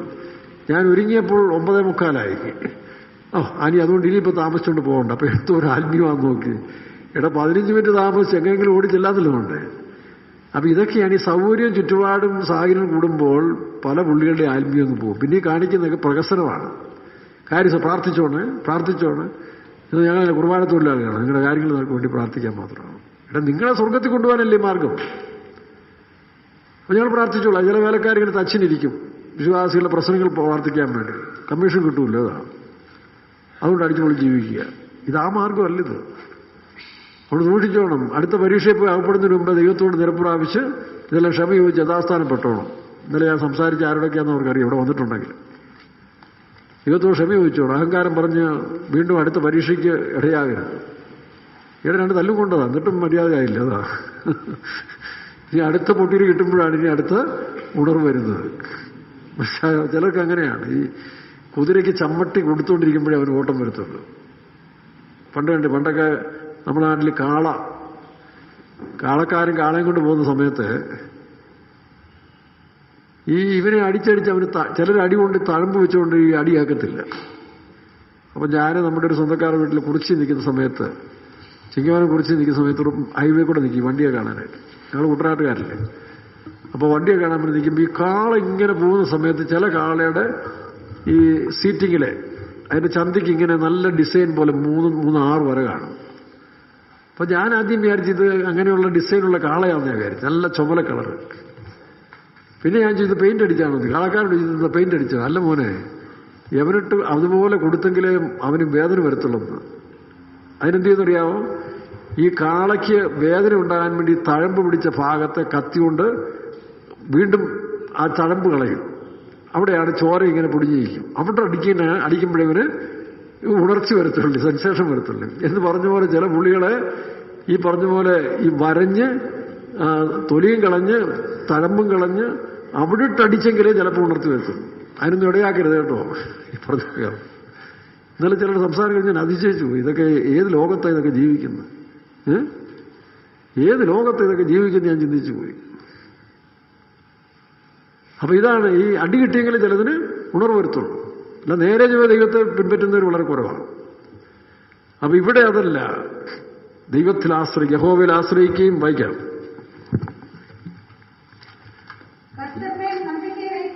കർത്തൃമേൽ നമ്പിക്ക വെച്ച് കർത്തർ തന്നെ നമ്പിക്കയായിരിക്കുന്നു. രണ്ടും വ്യത്യാസം മനസ്സിലാവുന്നുണ്ട്. മലയാളത്തിൽ വായിച്ച് യഹോവയിൽ ആശ്രയിക്കും. ഇതുപോലെ പ്രശ്നം വരുമ്പം പാസ്റ്റേ പ്രാർത്ഥിക്കണേ, ഭയങ്കര പ്രാർത്ഥിക്കണേ പാസ്റ്റേ. പാഷ പ്രാർത്ഥിക്കാൻ തമ്പുരാൻ പറയും, പഴയതല്ല ഇവിടെ സറണ്ടർ ചെയ്യാൻ പാടില്ലയോ? അത് ചിന്തിച്ചോണം. അഹങ്കാരം കൂടരുത്, സാഹചര്യം കൂടി. നിനക്കെന്താ ഉറക്കം കൂടുതലും വരാൻ കാരണം എന്താ? പതിവില്ലാത്ത ഉറക്കം വരാൻ കാരണം എന്താ? ജഡം വളരുന്നു. ജഡം വളരുന്നതുകൊണ്ടാണ് ഈ ഉറക്കം കൂടുതൽ. അല്ലെങ്കിൽ ആവശ്യം ഉറങ്ങിയാൽ പോരെ. പ്രാർത്ഥനാ ദിവസത്തിൽ അല്ലെങ്കിൽ ദൈവത്തിന്റെ സമയത്ത് വരേണ്ട സമയത്ത് കിടന്നുറങ്ങുക എന്ന് പറയുന്നത് അത് പൈശാചികമാണ്. അത് മനസ്സിലാക്കിക്കോണം. ദൈവത്തിന് സ്തോത്രം. വായിക്ക്. യഹോവയിൽ ആശ്രയിക്കുകയും യഹോവ തന്നെ ആശ്രയമായിരിക്കുകയും ചെയ്യുന്ന മനുഷ്യൻ ഭാഗ്യവാൻ. അപ്പൊ രണ്ട് ഗ്രൂപ്പുണ്ട്. ഒന്ന് ആകാശത്തിലെ പറവുകൾ വന്ന് അത് വാസസ്ഥലമാക്കി തീർക്കുകയാണ്. ഏതിനെ? ഈ കടുകുമണി എന്ന ദൈവരാജ്യത്തിൽ ക്രിസ്തു എന്ന ആ വൃക്ഷത്തിൽ അതിന്റെ വാസസ്ഥലമാക്കി വെച്ചു. അപ്പൊ പറവോട് ചോദിക്കുക, നിന്റെ വീട് ഏതാ? ആ വൃക്ഷമാണ്. ഞാൻ എൻ്റെ പിതാവിലും, യോഹന്നാന്റെ സുവിശേഷം 14:20 വായിച്ചു. ഞാൻ എൻ്റെ പിതാവിലും നിങ്ങൾ എന്നിലും ഞാൻ നിങ്ങളിലുമെന്ന് അന്നറിയും. ഞാൻ എന്റെ പിതാവിലും നിങ്ങൾ എന്നിലും ഞാൻ നിങ്ങളിലുമെന്ന് നിങ്ങൾ അന്ന് അറിയും എന്നാ പരിശുദ്ധാത്മാവിനെ പ്രാപിക്കുന്നതോടെ അറ്റ് ദാറ്റ് ഡേ, പെന്തക്കോസ്ത് നാളിൽ ദൈവം മനുഷ്യന്റെ ഉള്ളത്തിൽ വന്നു വാസം ചെയ്യുന്നു. പിന്നീട് ആ പരിശുദ്ധാത്മാവിലാണ്, അതാണ് പെന്തക്കോസ്ത് എന്ന് പറയുന്നത്. പെന്തക്കോസ്തുകാരെന്ന് പറയുന്നത് പരിശുദ്ധാത്മാവിനെ പ്രാപിച്ചിട്ട് പരിശുദ്ധാത്മാവിനാൽ നടത്തപ്പെടുന്ന ഒരു അനുഭവമാണ്. അപ്പൊ ആത്മാവ് വരെ നടത്തിക്കോളൂ. പക്ഷെ ആത്മാവ് പോയി കഴിഞ്ഞാൽ പിന്നെ ജഡമാ. പിന്നെ ജഡത്തിന് ചോദിക്കുന്നതെല്ലാം കൊടുക്കും. ചുമ്മാ വേണ്ടാത്തെല്ലാം തിന്ന് കുടിച്ച് കിടന്നുറങ്ങി പിന്നെ ഇല്ലാത്ത ബഹളം കാണിച്ച് അങ്ങനെ പോകുന്നവരുണ്ട്. അത് വലിയ അപകടം കേട്ടോ. അതുകൊണ്ട് അതിൽ നിന്നെല്ലാം മാനസാന്തരപ്പെട്ട് തിരിഞ്ഞോണം. ദൈവത്തിന് സ്തോത്രം. എന്നാൽ യഹോവയെ തന്നെ ആശ്രയിക്കുകയാണ്. മറ്റൊരു കാര്യസാധ്യം വരുമ്പം ചൂട് കൂടുമ്പോൾ മരത്തിന്റെ ചൂട്ടിൽ പോയി ഇരിക്കും. ചൂട് കുറയുമ്പോൾ പിന്നെയും ലോകത്തിലേക്ക് ഇറങ്ങിപ്പോകും. അപ്പൊ രണ്ട് ഗ്രൂപ്പ് ക്രിസ്ത്യാനികൾ. ഒന്ന് ദൈവത്തെ തന്നെ ശരണമാക്കി, ബാക്കി ഒരു കൂട്ടര് ദൈവത്തെ ശരണമാക്കാതെ തന്റെ ദ്രവ്യ സമൃദ്ധിയിൽ ശരണമാക്കുന്നവരുണ്ട്. 52-ാം സങ്കീർത്തനം വായിക്കുമ്പോൾ നോക്കണം, ദൈവത്തെ ശരണമാക്കാതെ തന്റെ ദ്രവ്യ സമൃദ്ധിയിൽ അല്ലെങ്കിൽ മറ്റേതെങ്കിലും സമൃദ്ധിയിൽ ശരണമാക്കുന്ന മനുഷ്യൻ. വായിക്കാം. 7-ാം വാക്യം. ദൈവത്തെ തന്റെ ശരണമാക്കാതെ തന്റെ ദ്രവ്യ സമൃദ്ധിയിൽ ആശ്രയിക്കുകയും ദുഷ്ടതയിൽ തന്നെത്താൻ ഉറപ്പിക്കുകയും ചെയ്ത മനുഷ്യൻ അതാ എന്ന് പറയും. കിടക്കുന്നു ശവപ്പെട്ടിയിൽ, ഒന്നും നേടാതെ പോയെന്നാണ്. ഇതിനൊക്കെ വചനം വായിച്ചെങ്കിൽ നമ്മളിതിന്റെ വ്യത്യാസം മനസ്സിലാകത്തുള്ളൂ. മനസ്സിലാകുന്നു? വചനം ശരിയായി വായിച്ച് പഠിച്ച് അതിന് പ്രകാരം ജീവിതത്തെ ക്രമീകരിക്കണം. പിന്നെയും കുറവുകൾ വരും. ഈ ശരീരത്തിലാകുമ്പോൾ എന്തെങ്കിലുമൊക്കെ വരും. പിന്നെയും ഏറ്റുപറഞ്ഞ് ശുദ്ധീകരണം പ്രാപിച്ച് അങ്ങനെ പോയി 40 വർഷத்துக்குള്ള ഇസ്രായേലിനെ കനാലിൽ എത്തിച്ച പോലെ നമ്മളെയും ദൈവം എത്തിച്ചോളും. അപ്പൊ യഹോവ തന്നെ ആശ്രയമായി. അവരാണ് പറവകൾ, ആകാശത്തിലെ പറവകൾ. വായിച്ച്. ആകാശത്തിലെ പറവകൾ അതിന്റെ കൊമ്പുകളിൽ. ആകാശത്തിലെ പറവകൾ വന്ന് അതിന്റെ കൊമ്പുകളിൽ വസിപ്പാൻ. അതാണ് ആത്മീയര്. അവർ ആത്മീയരായി തിരികെയാണ്. അവരുടെ ജഡികമായ സ്വഭാവങ്ങളെല്ലാം പോയി 100% ജഡികരായിരുന്ന മനുഷ്യർ യേശുക്രിസ്തുവുമായിട്ടുള്ള ബന്ധത്തിൽ, പരിശുദ്ധാത്മാവിന്റെ ബന്ധത്തിൽ, വചനത്തിന് ജീവിച്ചു വരുമ്പോൾ 199, 98, 97 ഇങ്ങനെ വന്ന് പൗലോസ് പറയുന്നത് ഇപ്പോൾ 0, ഇനി ക്രിസ്തുവാണ്. ഇതാണ് നമ്മുടെ അനുഭവങ്ങൾ എന്ന് പറയുന്നത്. അങ്ങനെ നാമും കുറഞ്ഞ് ഞാനോ കുറയണം അവനോ വളരണം. അങ്ങനെ വളർന്ന് വരുന്നതാണ് ഈ ക്രിസ്തു. അല്ല പെന്തക്കോസ്തിൽ മെമ്പർഷിപ്പ് കിട്ടി ചത്താ കുഴിച്ചിടണം. അതിപ്പോ എവിടെ കുഴിച്ചിടുന്ന ഈ കാലത്ത് ആർക്കറിയാം? ചില ദയിപ്പിക്കാൻ കൊണ്ടുപോയില്ലേ? ചില അവർ തന്നെ ദയിപ്പിക്കും. മലേഷ്യയിൽ നമ്മുടെ ഒരു പാസ്റ്റർ മരിച്ചു കഴിഞ്ഞപ്പോൾ ടെസ്റ്റ് ചെയ്തപ്പോൾ കോവിഡായിരുന്നു. അപ്പോൾ അവർ ഞങ്ങൾ കൊണ്ട് കിടക്കുള്ളാന്ന് പറഞ്ഞു. പിന്നെന്താണെന്ന് അറിയത്തില്ല. ഒരു ചൈനക്കാരൻ പാസ്റ്ററായിരുന്നു. അപ്പോൾ എന്ന് പറഞ്ഞ പോലെ ഈ അടക്കമൊന്നുമല്ല ഒരു കാര്യം. നമ്മുടെ ഒടുക്കം നന്നായിരിക്കണം. പൗലോസ് പറഞ്ഞ പോലെ ഞാനല്ല ക്രിസ്തു അത്രേ. അതിനുവേണ്ടി വേണം നമ്മൾ ഈ കാലത്തിൽ അധ്വാനിക്കേണ്ടത്. അല്ല കാശുണ്ടാക്കാനും സമൂഹത്തിൽ പേരുണ്ടാക്കാനും മറ്റവരൊക്കെ പോകുന്നവരെല്ലാം അവസാനം ദൈവത്തിൽ നിന്ന് അന്യപ്പെട്ടു പോകും. അതുകൊണ്ട് ദ്രവ്യ സമൃദ്ധിയിലോ ലോകത്തിന്റെ സമൃദ്ധിയിലോ പോകാതെ ക്രിസ്തുവിൽ വളർന്നു. പൗലോസ് ക്രിസ്തുവിൽ ഒരു മനുഷ്യൻ ഞാൻ അറിയുന്നു. അവരെവിടം വരെ വായിച്ചേ? 2 കൊരിന്ത്യർ 12-ാം അധ്യായത്തിലാകുന്നത്. ക്രിസ്തുവിൽ ഒരു മനുഷ്യനെ ഞാൻ അറിയുന്നു, അവൻ 3-ാം സ്വർഗത്തോളം എടുക്കപ്പെട്ടു. ക്രിസ്തുവിലുള്ള ഒരു മനുഷ്യനെ ഞാൻ അറിയുന്നു, അവൻ 14 സംവത്സരം മുൻപേ 3-ാം സ്വർഗത്തോളം. 14 സംവത്സരം മുമ്പേ പൗലോസിന് സ്വർഗത്തിൽ പോയി കാണാനായിട്ട് ഭാഗ്യം കിട്ടി. മൂന്നാം സ്വർഗം എന്ന് പറയുന്നത് ഇവിടുന്ന് വരുമ്പോഴാണ് 1, 2, 3. സ്വർഗത്തിൽ നോക്കുമ്പോൾ ഏറ്റവും അടുത്തിരിക്കുന്ന 1-ാം സ്വർഗമാണ്. പൗലോസ് 3-ാം സ്വർഗം എന്ന് പറയുന്നത് സ്വർഗത്തിന് ഇണക്കിൽ 1-ാം സ്വർഗം. അതാണ് പുതിയ യെരൂശലേമിലേക്ക് പോകുന്ന എൻട്രൻസ്, പർദീസ. അപ്പോൾ ആ അനുഭവത്തിലേക്ക് പോകാനാണ് നമ്മളെ ഈ മാർഗത്തിൽ കൊണ്ടുവന്നിരിക്കുന്നത്. അതുകൊണ്ട് ഈ നാളുകളിൽ നമ്മൾ ബുദ്ധിയോടെ മുൻപോട്ട് പോയില്ലെങ്കിൽ അന്ത്യക്രിസ്തുവിന്റെ വായിൽ പോയി അകപ്പെടും. അതുകൊണ്ടാണ് ആകാശത്തിലെ പറവകൾ ക്രിസ്തുവിൽ അധിവസിച്ചുകൊണ്ട് എന്നിൽ വസിപ്പിൻ, ഞാൻ നിങ്ങളിലും വസിക്കാം. തന്നിൽ വസിച്ചിട്ടല്ലാതെ ഒരു ഫലം കായ്ക്കാൻ കഴിയത്തില്ല. അങ്ങനെ ക്രിസ്തു എന്ന് പറയുന്ന വചനത്തിലും ആത്മാവിലും അധിവസിച്ചുകൊണ്ട് നമ്മൾ ജീവിക്കുമ്പോൾ നമ്മൾ അവന് വളർന്നുകൊണ്ടേയിരിക്കും. ആ വളർന്ന് 100 ഇങ്ങോട്ട് വന്ന് 50, 25, 10 അവസാനം ഞാനല്ല, ക്രിസ്തു അത്രേ. അതാണ് പൂർണ്ണത എന്ന് പറയുന്നത്. പെർഫെക്ഷൻ. ക്രിസ്തു എന്ന തലയോളം വളരണം. എഫേസ്യർ 4-ാം അധ്യായത്തിൽ 12-ാം വാക്യത്തിൽ വായിക്കുമ്പോൾ ക്രിസ്തു എന്ന തലയോളം എന്നാണ് വായിച്ചത്.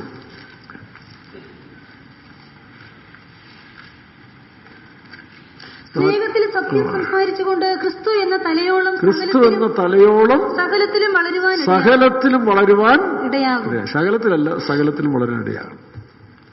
അത് തന്നെയാണ് കൊലോസ്യലേഖനത്തിൽ വായിക്കുന്ന ആ ക്രിസ്തുവിൽ അധിവസിക്കുമ്പോൾ അവൻ തലയാണ്. നമ്മുടെ തല പോയി. നമ്മുടെ തല, അതാണ് യാഗത്തിന്റെ മൃഗത്തിന് തല വെട്ടണമെന്ന് പറയുന്നത്. നമ്മുടെ ഇഷ്ടങ്ങളെല്ലാം നമ്മൾ ക്രൂശിച്ചരിച്ചിട്ട് ഇപ്പൊ തല ക്രിസ്തുവാണ്. അതാണ് കൊലോസ്യലേഖനത്തിൽ വായിക്കുമ്പോൾ തലയായവനിൽ നിന്നല്ലോ. 2-ാം അധ്യായം 19-ാം വാക്യം. കൊലോസ്യർ 2:19. തലയായവനിൽ നിന്നല്ലോ ശരീരം മുഴുവൻ. തലയായവനിൽ നിന്നല്ലോ. ആരാ തല? കൊലോസ്യർ 3-ാം അധ്യായത്തിൽ വായിക്കുമ്പോൾ ക്രിസ്തു സഭയുടെ തല. ക്രിസ്തുവാണ് നമ്മുടെ തല, ഇനി ഞാനല്ല. അപ്പൊ ആ തലയിൽ നിന്ന് വേണം ഇനിയെല്ലാം ഇൻഫർമേഷനും അനുഭവം വരേണ്ടത്. തലയാവിരുന്നല്ലോ വായിക്കാം. ശരീരം മുഴുവൻ സന്ധികളാലും. ആ വാക്യം സഭയുടെ തല ക്രിസ്തു. അങ്ങനെ വാക്യമില്ല. വായിക്കാം. തലയാണ്.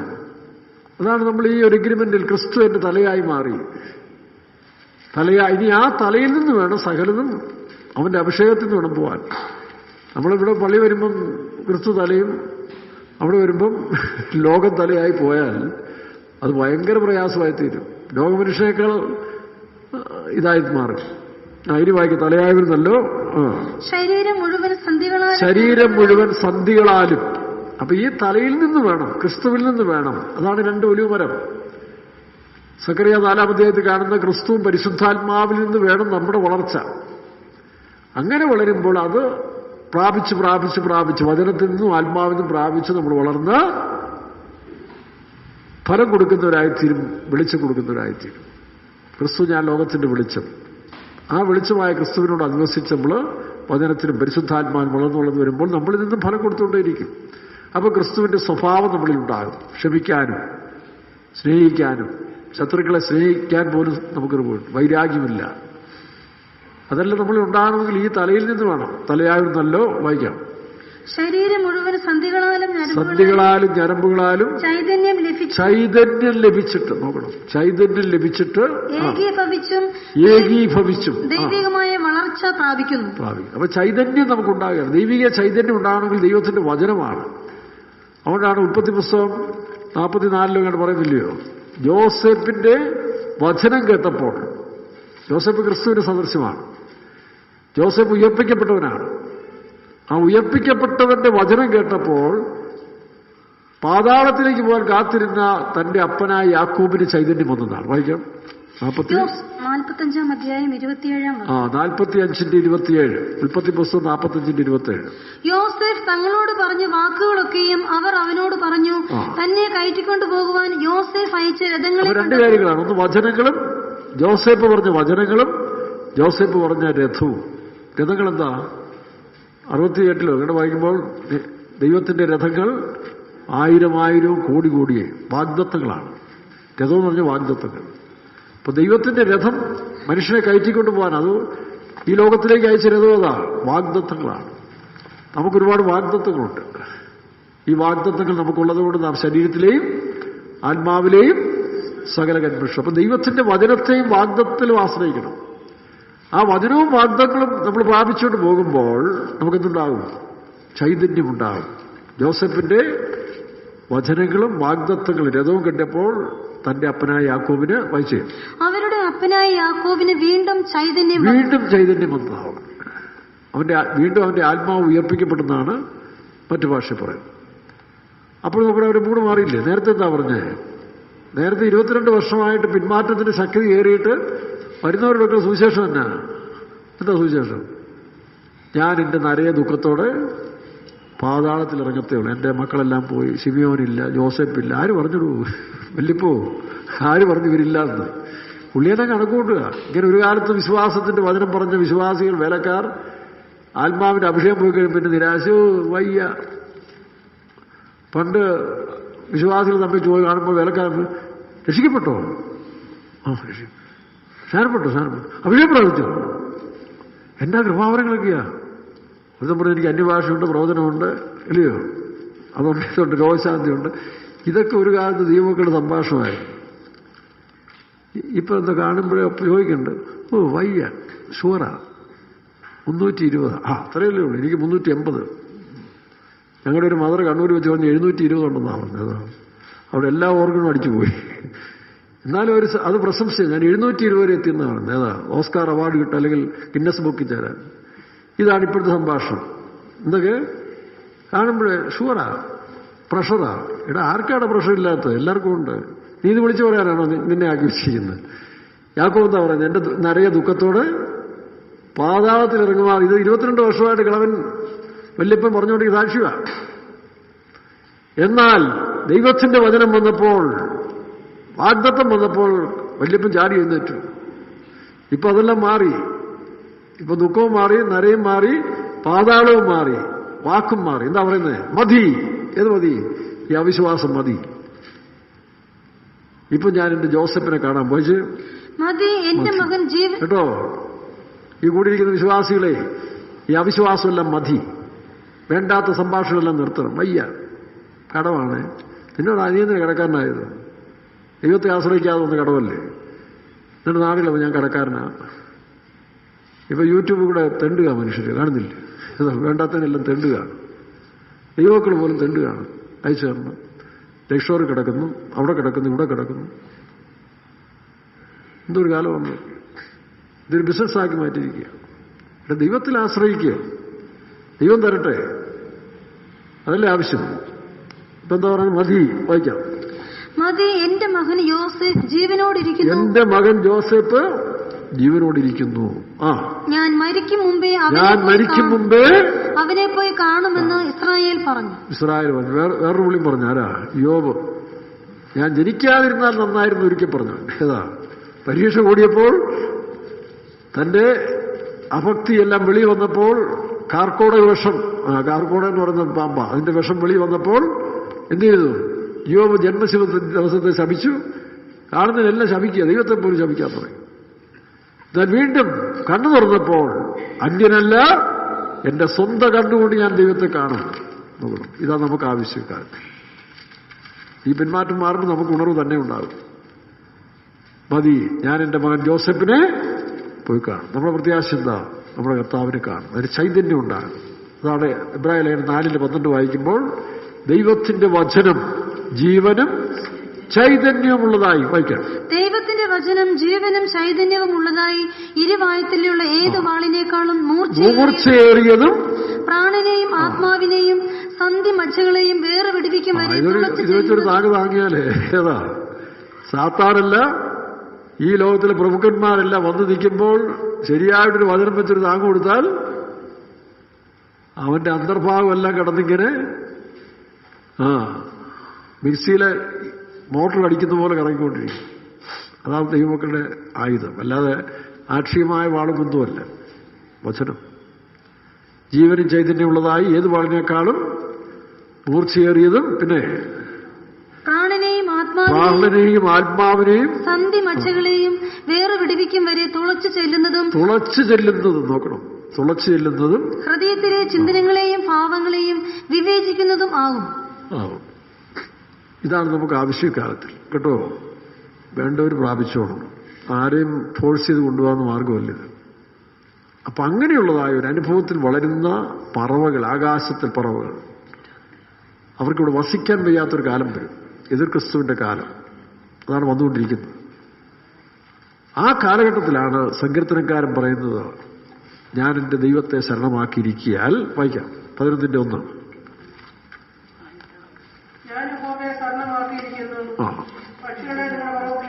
പക്ഷികളെ പോലെ നിങ്ങൾ പർവ്വതത്തിലേക്ക് പറന്നു പോകും.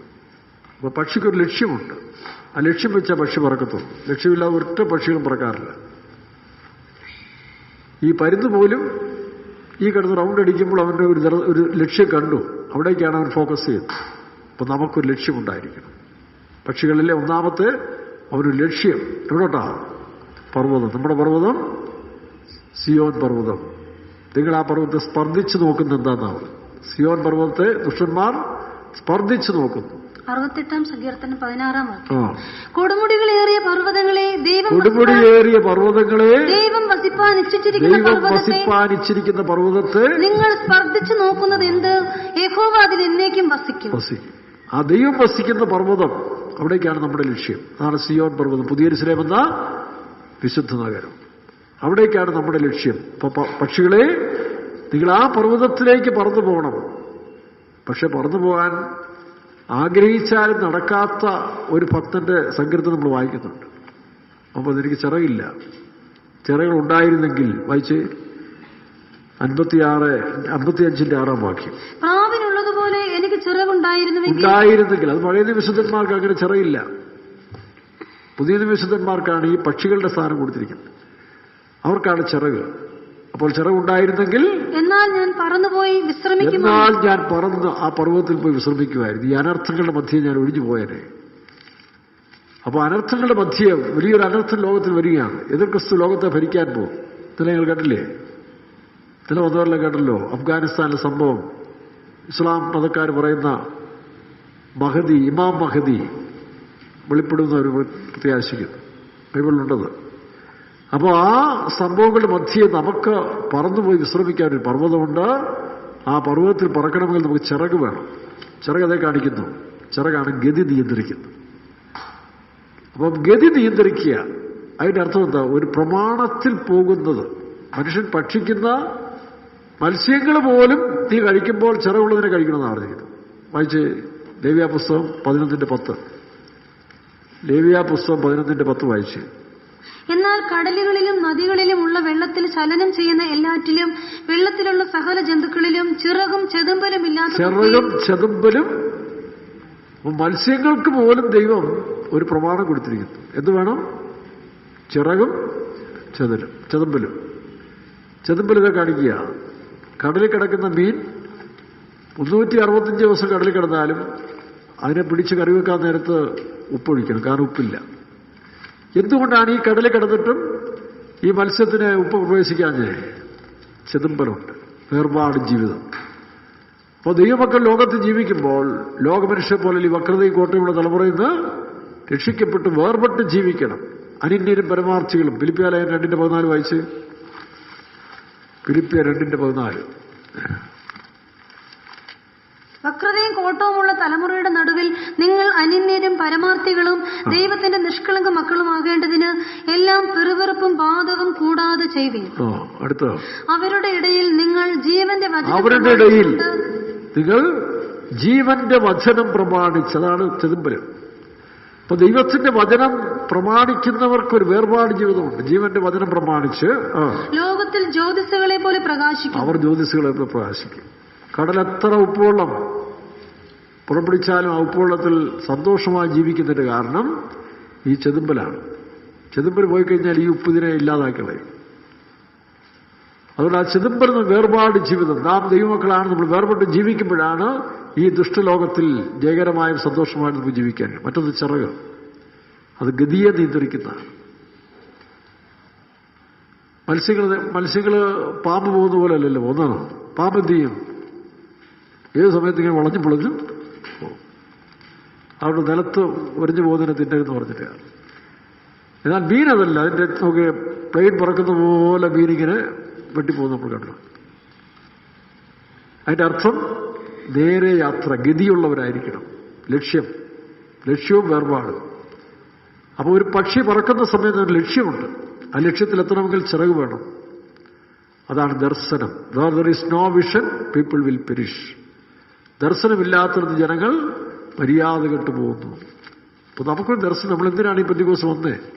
നിത്യജീവൻ പ്രാപിക്കാൻ, സ്വർഗത്തിൽ പോകാൻ, യേശുവിനോട് വസിപ്പാൻ. അത് സന്തതികൾക്ക് പറഞ്ഞു കൊടുക്കണം. അവരെ ലോകത്തിൽ പഠിച്ച് വലിയ മിടുക്കന്മാരായി കാശുണ്ടാക്കാൻ വേണ്ടി പിള്ളേരെ വളർത്തിയാൽ നിന്റെ പിള്ളേർ നഷ്ടപ്പെട്ടു പോകും. നീ ദൈവത്തിന് വേണ്ടി വളർത്തുമ്പോൾ ദൈവം നിനക്ക് വേണ്ടി എല്ലാം വളർത്തി തരും. ഇത് പല മാതാപിതാക്കന്മാരും പെന്തിക്കോസ്തിലെ പിള്ളേരെ അവർ ലോകത്തിൽ വളർത്തുക, പഠിപ്പിക്കാൻ വിടുന്നുണ്ട്. അതിനെന്ത് കഷ്ടപ്പെടാനും തരും. പക്ഷെ പ്രാർത്ഥനയ്ക്കും കാര്യങ്ങൾക്കും ബുദ്ധിമുട്ടാണ്. എത്ര ലക്ഷം ചിലവാക്കി പഠിച്ചാലും പ്രാർത്ഥനയ്ക്ക് പോകുന്ന കാര്യത്തിൽ ബുദ്ധിമുട്ടാണ്. അതിനൊരുപാട് ഒഴിവൊഴി പറയുകയും ചെയ്യും. എങ്ങനെ ഗതി പിടിക്കാൻ എനിക്കറിയത്തില്ല. ആ പിള്ളേർ പോകുമ്പോഴോ പോയി ലോകത്തിൽ പോയി നശിക്കുക. എനിക്ക് അപ്പനും വേണ്ട, അമ്മയും വേണ്ട, അനാഥാലയത്തിൽ കൊണ്ടാക്കുക. ഇത് അത് വേണം. വ്യവസ്ഥയില്ലാതെ വളർത്തിയ ഈ മാതാപിതാക്കന്മാർക്ക് ഇങ്ങനെ തന്നെ കിട്ടണം. മനസ്സിലായോ? അതേസമയം ദൈവത്തിൽ ആശ്രയിച്ച മാതാപിതാക്കന്മാർ നീന്റെ പാട്ടിന് കൂടാന്ന് പറയും. എന്നെ നോക്കാൻ ദൈവം ഉണ്ടെന്ന് പറയും. എത്ര പേര് പറഞ്ഞ് ഞാൻ കേട്ടിട്ടുണ്ട്. നിന്നെ ഒന്നും കണ്ടുകൊണ്ടല്ലോ ഞങ്ങള് വളർത്തിയത്. അതിനൊരു പഴമക്കാരൊരു ഇതും പറയും, മാമ്പൂവിനെയും മക്കളെയും കണ്ട് സന്തോഷിക്കുന്ന ആള്. പണ്ട് പഴമക്കാർ പറയും, ഇല്ലയോ? നാട്ടിലെ കാരണവന്മാർ തീർത്തു നീന്റെ പാട്ടിന് കൂടാന്ന് പറയും. നിന്നെ കണ്ടുകൊണ്ടാണ് ഞാൻ ജീവിച്ചത്. അമ്മമാർ പറയും, നിന്റെ പാട്ടിന് പോടി, ഞാൻ എന്റെ ദൈവത്തിൽ ആശ്രയം ജീവിക്കുന്നു പറയും. ഇന്ന് എത്ര തള്ളമാർക്കുണ്ട്, എത്ര നന്ദമാർക്കുണ്ട് ആ ധൈര്യം. അതാണ് ദൈവത്തിൽ ആശ്രയമുള്ള മനുഷ്യർക്ക്. അപ്പൊ മക്കളെ വളർത്തുന്നത് വയസ്സുകാലത്ത് കാശ് സമ്പാദിക്കാൻ വേണ്ടിയല്ല. ഇന്ന് പലരുടെയും ലക്ഷ്യം തെറ്റി. അതുകൊണ്ടാണ് ഈ തലമുറയെല്ലാം നശിക്കുന്നത്. നോക്കണം, പലയിടത്തും തള്ളമാർ വലിയ പ്രോബ്ലമായിപ്പോ. ഇവിടുത്തെ കാര്യം ഞാൻ തീർന്നു പറയുന്നില്ല. പല വീടുകളിലും മക്കൾ ഗതി തെറ്റി പോകുന്നുണ്ട്. കാരണം തള്ളമാരുടെ വ്യവസ്ഥയില്ലാത്ത ജീവിതമാണ്. തന്തമാർ പണ്ട് കാലത്തും ഭയങ്കര തല്ലിപ്പൊളികളും കുടിയന്മാരും വെറിയന്മാരുമായിരുന്ന വീടുകളിലും ഞാൻ കണ്ടിട്ടുണ്ട്. സമുദായക്കാരുടെ ആണുങ്ങളെ പിന്നെ പറയേണ്ട ആവശ്യമില്ല. അവന്മാരെല്ലാം പിഴയ.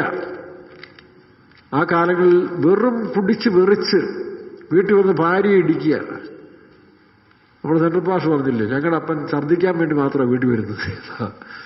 ഷാപ്പിലേക്ക് കുടിച്ച് വൈകുന്നേരം ഛർദ്ദിക്കാൻ വേണ്ടി വീട്ടിൽ വരുമെന്നാണ്. എന്തുകൊണ്ട് ആ മക്കളൊക്കെ ഇപ്പോഴും ദൈവമക്കളായി തീർന്നത്? അങ്ങനെ പല വീടുകളില്ലേ? അങ്ങനെ ഒരുത്തും പോകുമ്പോഴും ആ വീട്ടിൽ മുട്ടുമേൽ നിന്ന് മാതൃകാപരമായി നിൽക്കുന്ന അമ്മമാരുണ്ടായിരുന്നു വീട്ടിൽ. പഴയ കുടുംബങ്ങളൊക്കെ പരിശോധിച്ച് നോക്കുക. അങ്ങനെ മാതൃകാപരമായി ദൈവത്തെ വിളിച്ച് കരഞ്ഞും നിലവിളിച്ചും പോയ അമ്മമാരുടെ വീടുകളൊന്നും നഷ്ടപ്പെട്ടില്ല. ഇന്ന് പല വീടുകളിലും സ്ത്രീകളാണ് ആണുങ്ങളെക്കാൾ എന്തു പറയും. ആ ബാക്കി നിങ്ങൾ പൂരിപ്പിച്ചാൽ മതി. അത് ലോകത്തിലായാലും ആത്മീയ കോളത്തിലും. അതുകൊണ്ടാണ് ആ കുടുംബം പലയിടത്തും താറുമാറാകുന്നത്. മറ്റത് അവരുടെ അമ്മമാരുടെ കരച്ചിലും അവരുടെ ജീവിതവും. ഞാൻ എൻ്റെ അമ്മയെക്കുറിച്ച് സാക്ഷി പറയാറില്ല. അതവിടെ മനസ്സിൽ കിടക്കും. കാരണം പെറ്റതള്ളല്ലേ ആ ഒരു ബന്ധം. അല്ല, നിങ്ങളും പരിശോധിച്ചു, നിങ്ങളുടെ കുടുംബങ്ങളിലുണ്ടല്ലോ പഴയ അമ്മമാരുടെ കരച്ചിലും കണ്ണുനീരും. തന്തമാർ ഏതെല്ലാം ദോഷപ്രവൃത്തികൾ ചെയ്യുന്ന സമയത്തും ഈ അമ്മമാർ വീട്ടിൽ നിലവിളിക്കുകയും കരയുകയും ദൈവത്തെ വിളിക്കുകയും പള്ളിയോട് അടുത്ത് നിൽക്കുകയും ആത്മീയ കാര്യത്തിൽ ശുഷ്കാന്തി കാണിച്ച് ഒരൊറ്റ കുടുംബം നശിച്ചിട്ടില്ല. ആ പിള്ളേരൊക്കെ വിദേശത്ത് പോയി രക്ഷിക്കപ്പെട്ട ഒരു സാക്ഷി പറയുന്നത് കേട്ടിട്ടുണ്ട്. എൻ്റെ അമ്മയുടെ കണ്ണീരാണ്, എൻ്റെ അമ്മയുടെ മാതൃകാ ജീവിതമാണ്. എത്ര പെണ്ണുങ്ങൾക്ക് പറയാൻ കഴിയും? അങ്ങനെ കുടുംബങ്ങളും നശിക്കത്തില്ല. അത് ഓർമ്മ വെച്ചോണം. സ്ത്രീകൾ കുറെ കൂടെ സഹിഷ്ണുത ഉള്ളതുകൊണ്ട് അവർ മക്കൾക്ക് വേണ്ടി ജീവിക്കണം, ഭർത്താവിന് വേണ്ടി ജീവിക്കണം. എങ്കിലേ ആ കുടുംബം ശരിയാകത്തുള്ളൂ. തുല്യ അവകാശം എന്ന് പറഞ്ഞ് കല്യാണം കഴിഞ്ഞ ദിവസം കണ്ടില്ല, കല്യാണം കഴിഞ്ഞതിൻ്റെ അന്ന് തന്നെ ഇങ്ങോട്ട് ഒഴിക്കണമെന്നാണ് പറഞ്ഞതാണ്. ഭാര്യ ഭർത്താവ് ഇങ്ങോട്ട് ഒഴിച്ചു. എടി രണ്ടായി, അത് കുഴപ്പമില്ല, ഞാനിത് ശീലിച്ചിട്ടുണ്ടെന്നോ നോക്കണം, ഇങ്ങോട്ട് ഒഴിച്ചോളാന്നാണ് പറയുന്നത്. പിന്നെ അങ്ങനെ എന്തെല്ലാം കാര്യം. പെണ്ണുങ്ങൾ സിഗരറ്റ് വലിക്കുന്നു, കഞ്ചാവ് വലിച്ചുകൊണ്ട് മൂന്നാലെണ്ണം കഴിഞ്ഞ ദിവസം റോഡിൽ കിടക്കുന്നതാണ്. അപ്പോൾ തുല്യാവകാശം ഏതായാലും തുല്യാവകാശം ദൈവം തരത്തില്ല. ദൈവം തരണമെങ്കിൽ ആത്മീയത്തിൽ കൂടെ വന്നെങ്കിൽ തുല്യാവകാശം കൊടുത്തുള്ളൂ. ആത്മീയത്തിലെല്ലാം ക്രിസ്തുവിലെല്ലാവരും ഒന്നത്ര.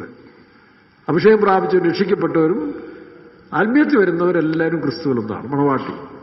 അല്ല ലോകത്തിൽ ആര് ശ്രമിച്ചാലും ആണാണും പെണ്ണുമാണ്, മെയിലും ഫീമെയിലും. അവിടെ സൃഷ്ടിയിലും അങ്ങനെ തന്നെയാണ്. ആണുങ്ങൾ എടുത്തിയാട്ടക്കാരാണ്, അവന്മാർ അഹങ്കാരികളാണ്, അവർ കുടിയന്മാരാണ്, എല്ലാമാണ്. പക്ഷെ ഇതിനെല്ലാം സഹിക്കാനായിട്ടുള്ളൊരു സഹിഷ്ണുതയുടെ സോഫ്റ്റ്വെയർ കൂടെ പെണ്ണുങ്ങൾക്ക് വെച്ചിട്ടുണ്ട്. അതുകൊണ്ടാണ് ലോകം ഇത്രയും പിടിച്ചു നിന്നത്, അവരുടെ സഹിഷ്ണുത. അവർ 10 മാസം ചുമക്കുന്നതിന് അവരുടെ സഹിഷ്ണുതയുടെ നിലയിലാണ്. അതാണ് അമ്മയെന്നുള്ളതായ ഒരു കൺസെപ്റ്റ് കൊടുക്കുന്നതിൻ്റെ കാരണം. അത് മാറി ഇംഗ്ലാസിന്താ വിളിച്ച ഇത് ലോകത്തിൻ്റെ ആത്മാവർ പിടിക്കരുത്. സഹിഷ്ണുത കൊണ്ട് ഇവിടെ ഏത് ഗജവീരനെ മുട്ടുകുത്തിക്കാൻ ഒരു സ്ത്രീക്ക് കഴിയും. അതിനുള്ള സോഫ്റ്റ്വെയർ അവർക്കുണ്ട്. അത് ആത്മീയം കൂടാണെങ്കിൽ ചോദിക്കുകയും വേണ്ട. ദൈവത്തിന് സ്തോത്രം. അപ്പോൾ യഹോവയിൽ ആശ്രയിക്കുകയും പക്ഷികളെ നിങ്ങൾ പർവ്വതത്തിലേക്ക് പറന്നു പോകുവിൻ. ചിറക് വേണം.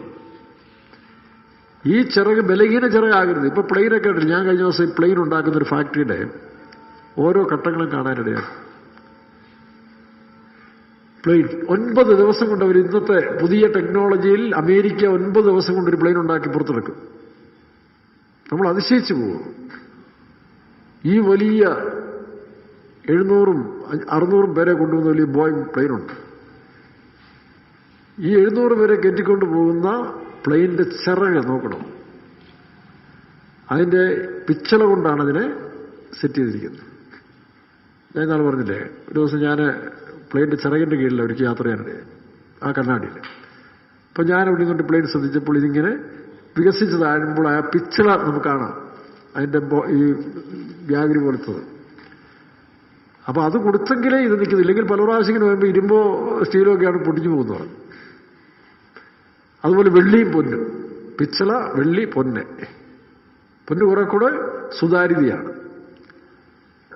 അപ്പൊ അതുകൊണ്ടാണ് സങ്കീർത്തനക്കാരൻ പറയുന്നത്, എന്റെ ചിറക് വെള്ളി കൊണ്ടും പൈമ്പൊന്നുകൊണ്ടും. വായിക്കേണ്ട തൂവലുകൾ 68:13 വായിച്ച്. നിങ്ങൾ തൊഴുത്തുകളുടെ ഇടയിൽ കിടക്കുമ്പോൾ പ്രാവിന്റെ ചിറക് വെള്ളി കൊണ്ടും.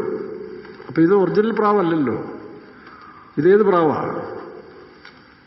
എന്റെ പ്രാവും നിഷ്കളങ്കയുമായവളോ ഒരുത്തി മാത്രം. വായിച്ച് 6-ാം അധ്യായം ഉത്തമഗീതം 6:8. എന്റെ പ്രാവും നിഷ്കളങ്കയുമായവളോ ഒരുത്തി മാത്രം. എന്റെ പ്രാവും എന്റെ നിഷ്കളങ്കയുമായവളോ ഒരുത്തി മാത്രം. അതാണ് സഭ. അതാണ് ഉത്തമഗീതം 2:14 വായിക്കുമ്പോൾ, പാറയുടെ പിളർപ്പിലും കടന്തൂക്കിന്റെ മറവിലും അവിട്ടാ അതിനെ പണിതെടുക്കുന്നത്. വെട്ടുകുഴിയിൽ വെച്ച് തീർത്ത കല്ലുകൊണ്ടെന്ന് പറഞ്ഞ പോലെ പാറയുടെ പിളർപ്പ്. അതാരാ? യേശു ക്രിസ്തു, ദൈവത്തിന്റെ വചനം. അപ്പൊ വചനത്താൽ നിർമ്മിക്കപ്പെടുന്നത് മാറിപ്പോകുന്നില്ല. ആകാശവും ഭൂമിയും മാറിപ്പോയി, എന്റെ വചനമോ കൊണ്ട് വചനത്താൽ നിർമ്മിക്കപ്പെടുന്നത് നിലനിൽക്കും. അതാണ് പാറയുടെ പിളർപ്പിലും കടുംതൂക്കിന്റെ മറവിലും ഇരിക്കുന്ന എന്റെ പ്രാവേ. പാറയുടെ പിളർപ്പിലും കടുംതൂക്കിന്റെ മറവിലും ഇരിക്കുന്ന എന്റെ പ്രാവേ. അതാ സഭ, മറഞ്ഞിരിക്കുന്ന സഭ. അത് വെളിപ്പെടും. അതിനാണ് നമ്മളെ പണിതുകൊണ്ടിരിക്കുന്നത്. അതുകൊണ്ട് ഇന്നത്തെ സന്തോഷവും ലാഭവും വീടും വെച്ച് മതിലും കെട്ടി പെയ്ത്തോമൊക്കെ പെയ്ത്തോ താമസിച്ചിട്ടുള്ള കാര്യമുണ്ട്. പണ്ട് കുടിലിൽ താമസിക്കുന്ന അത്ര ആത്മീയം പലർക്കും ഇല്ല.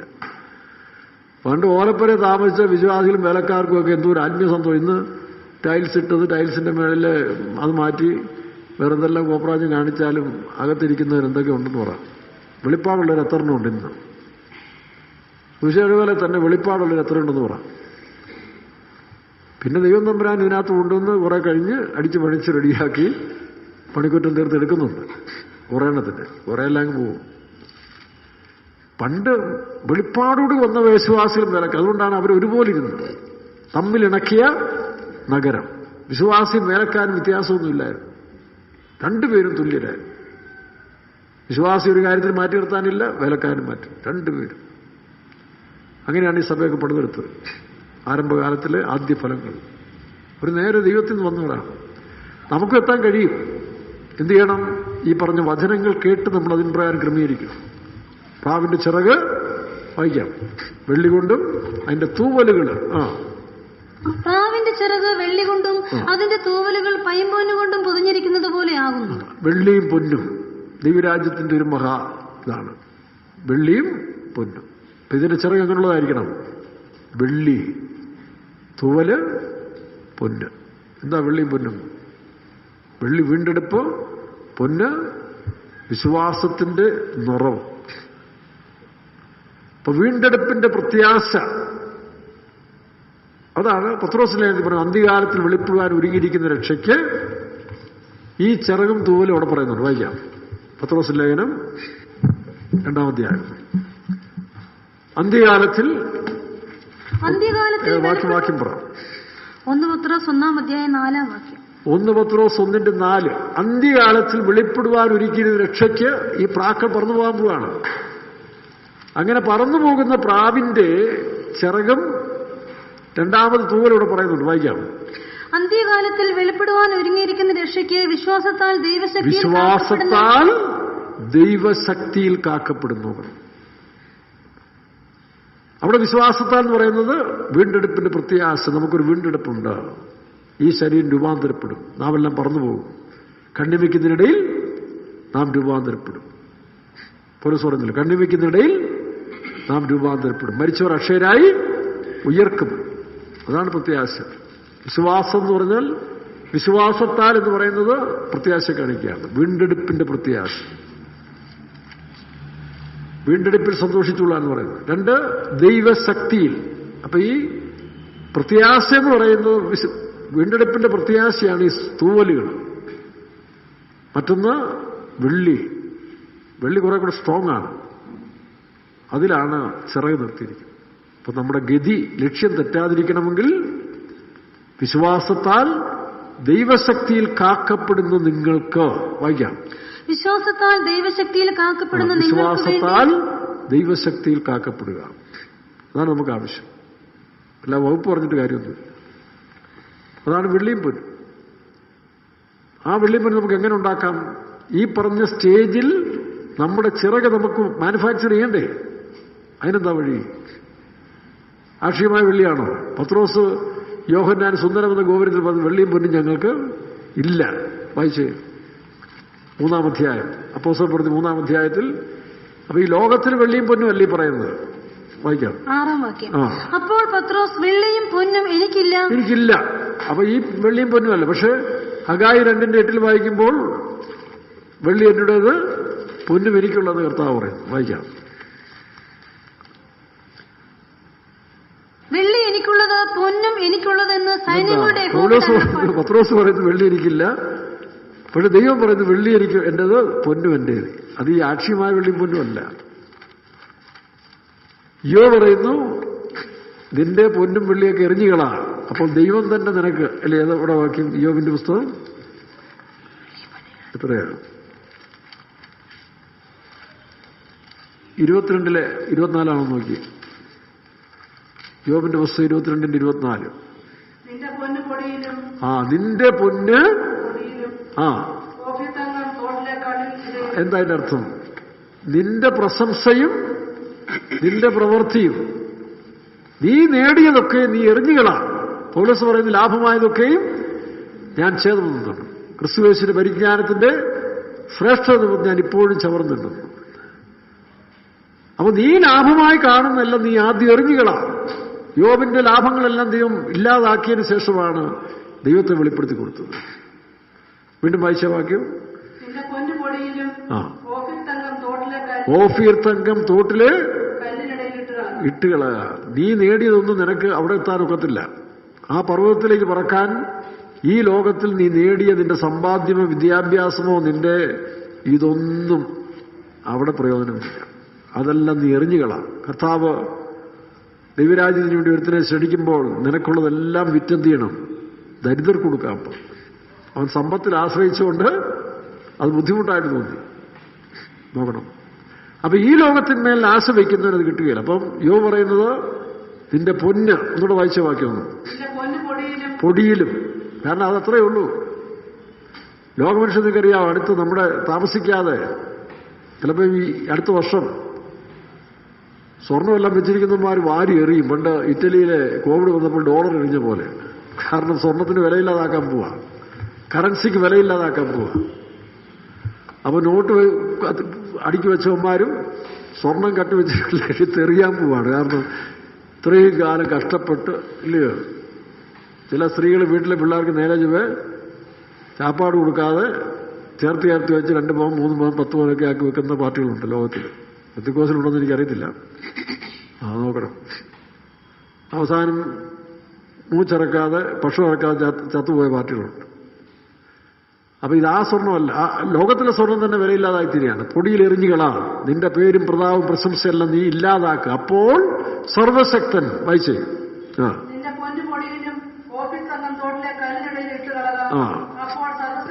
സർവശക്തൻ നിനക്ക് പൊന്നും വെള്ളിവാഴും. അപ്പോൾ ദൈവത്തിന്റെ അനുഭവങ്ങളെയാണ് ഇവിടെ വെള്ളിയും പൊന്നെന്ന് പറയുന്നത്. അതാണ് ഹഗായുടെ പുസ്തകത്തിൽ വെള്ളി എനിക്കുള്ളത്, പൊന്ന് എനിക്കുള്ളത്. യോബ് 23:10 വായിക്കുമ്പോൾ നീ എന്നെ ശോധന ചെയ്താൽ അതിനെന്ത് ചെയ്യണം? ഈ പത്രാസം കാണിച്ചിട്ട് പോയ കാര്യമൊന്നുമില്ല കേട്ടോ. പാഷന്മാരെ കാണുമ്പോൾ സോപ്പിട്ടിട്ട് ചായോ സ്വത്രം ഒന്ന് പ്രാർത്ഥിച്ചേര്. ഒരു വളവൻ ദുബായിൽ അടിച്ചു പൊളിച്ച് തോന്നിവാസം ജീവിച്ചു വരുത്തുന്നു. അവനറിയാം പെന്തിക്കോസിലെ ടെക്നിക്ക് അറിയാം. അവനുടനെ ബോംബെക്ക് വിളിച്ച് പാസ്റ്റർ PM തോമസിനോട് വിളിച്ചു പോയി, അച്ചായാ എനിക്ക് നെഞ്ചുവേദന പ്രാർത്ഥിക്കണം. എങ്ങനെ തട്ടിപ്പൊക്കെ ചെയ്താ ഒരു സമക്കാലോട് ഭാഷം പ്രാർത്ഥിച്ചു.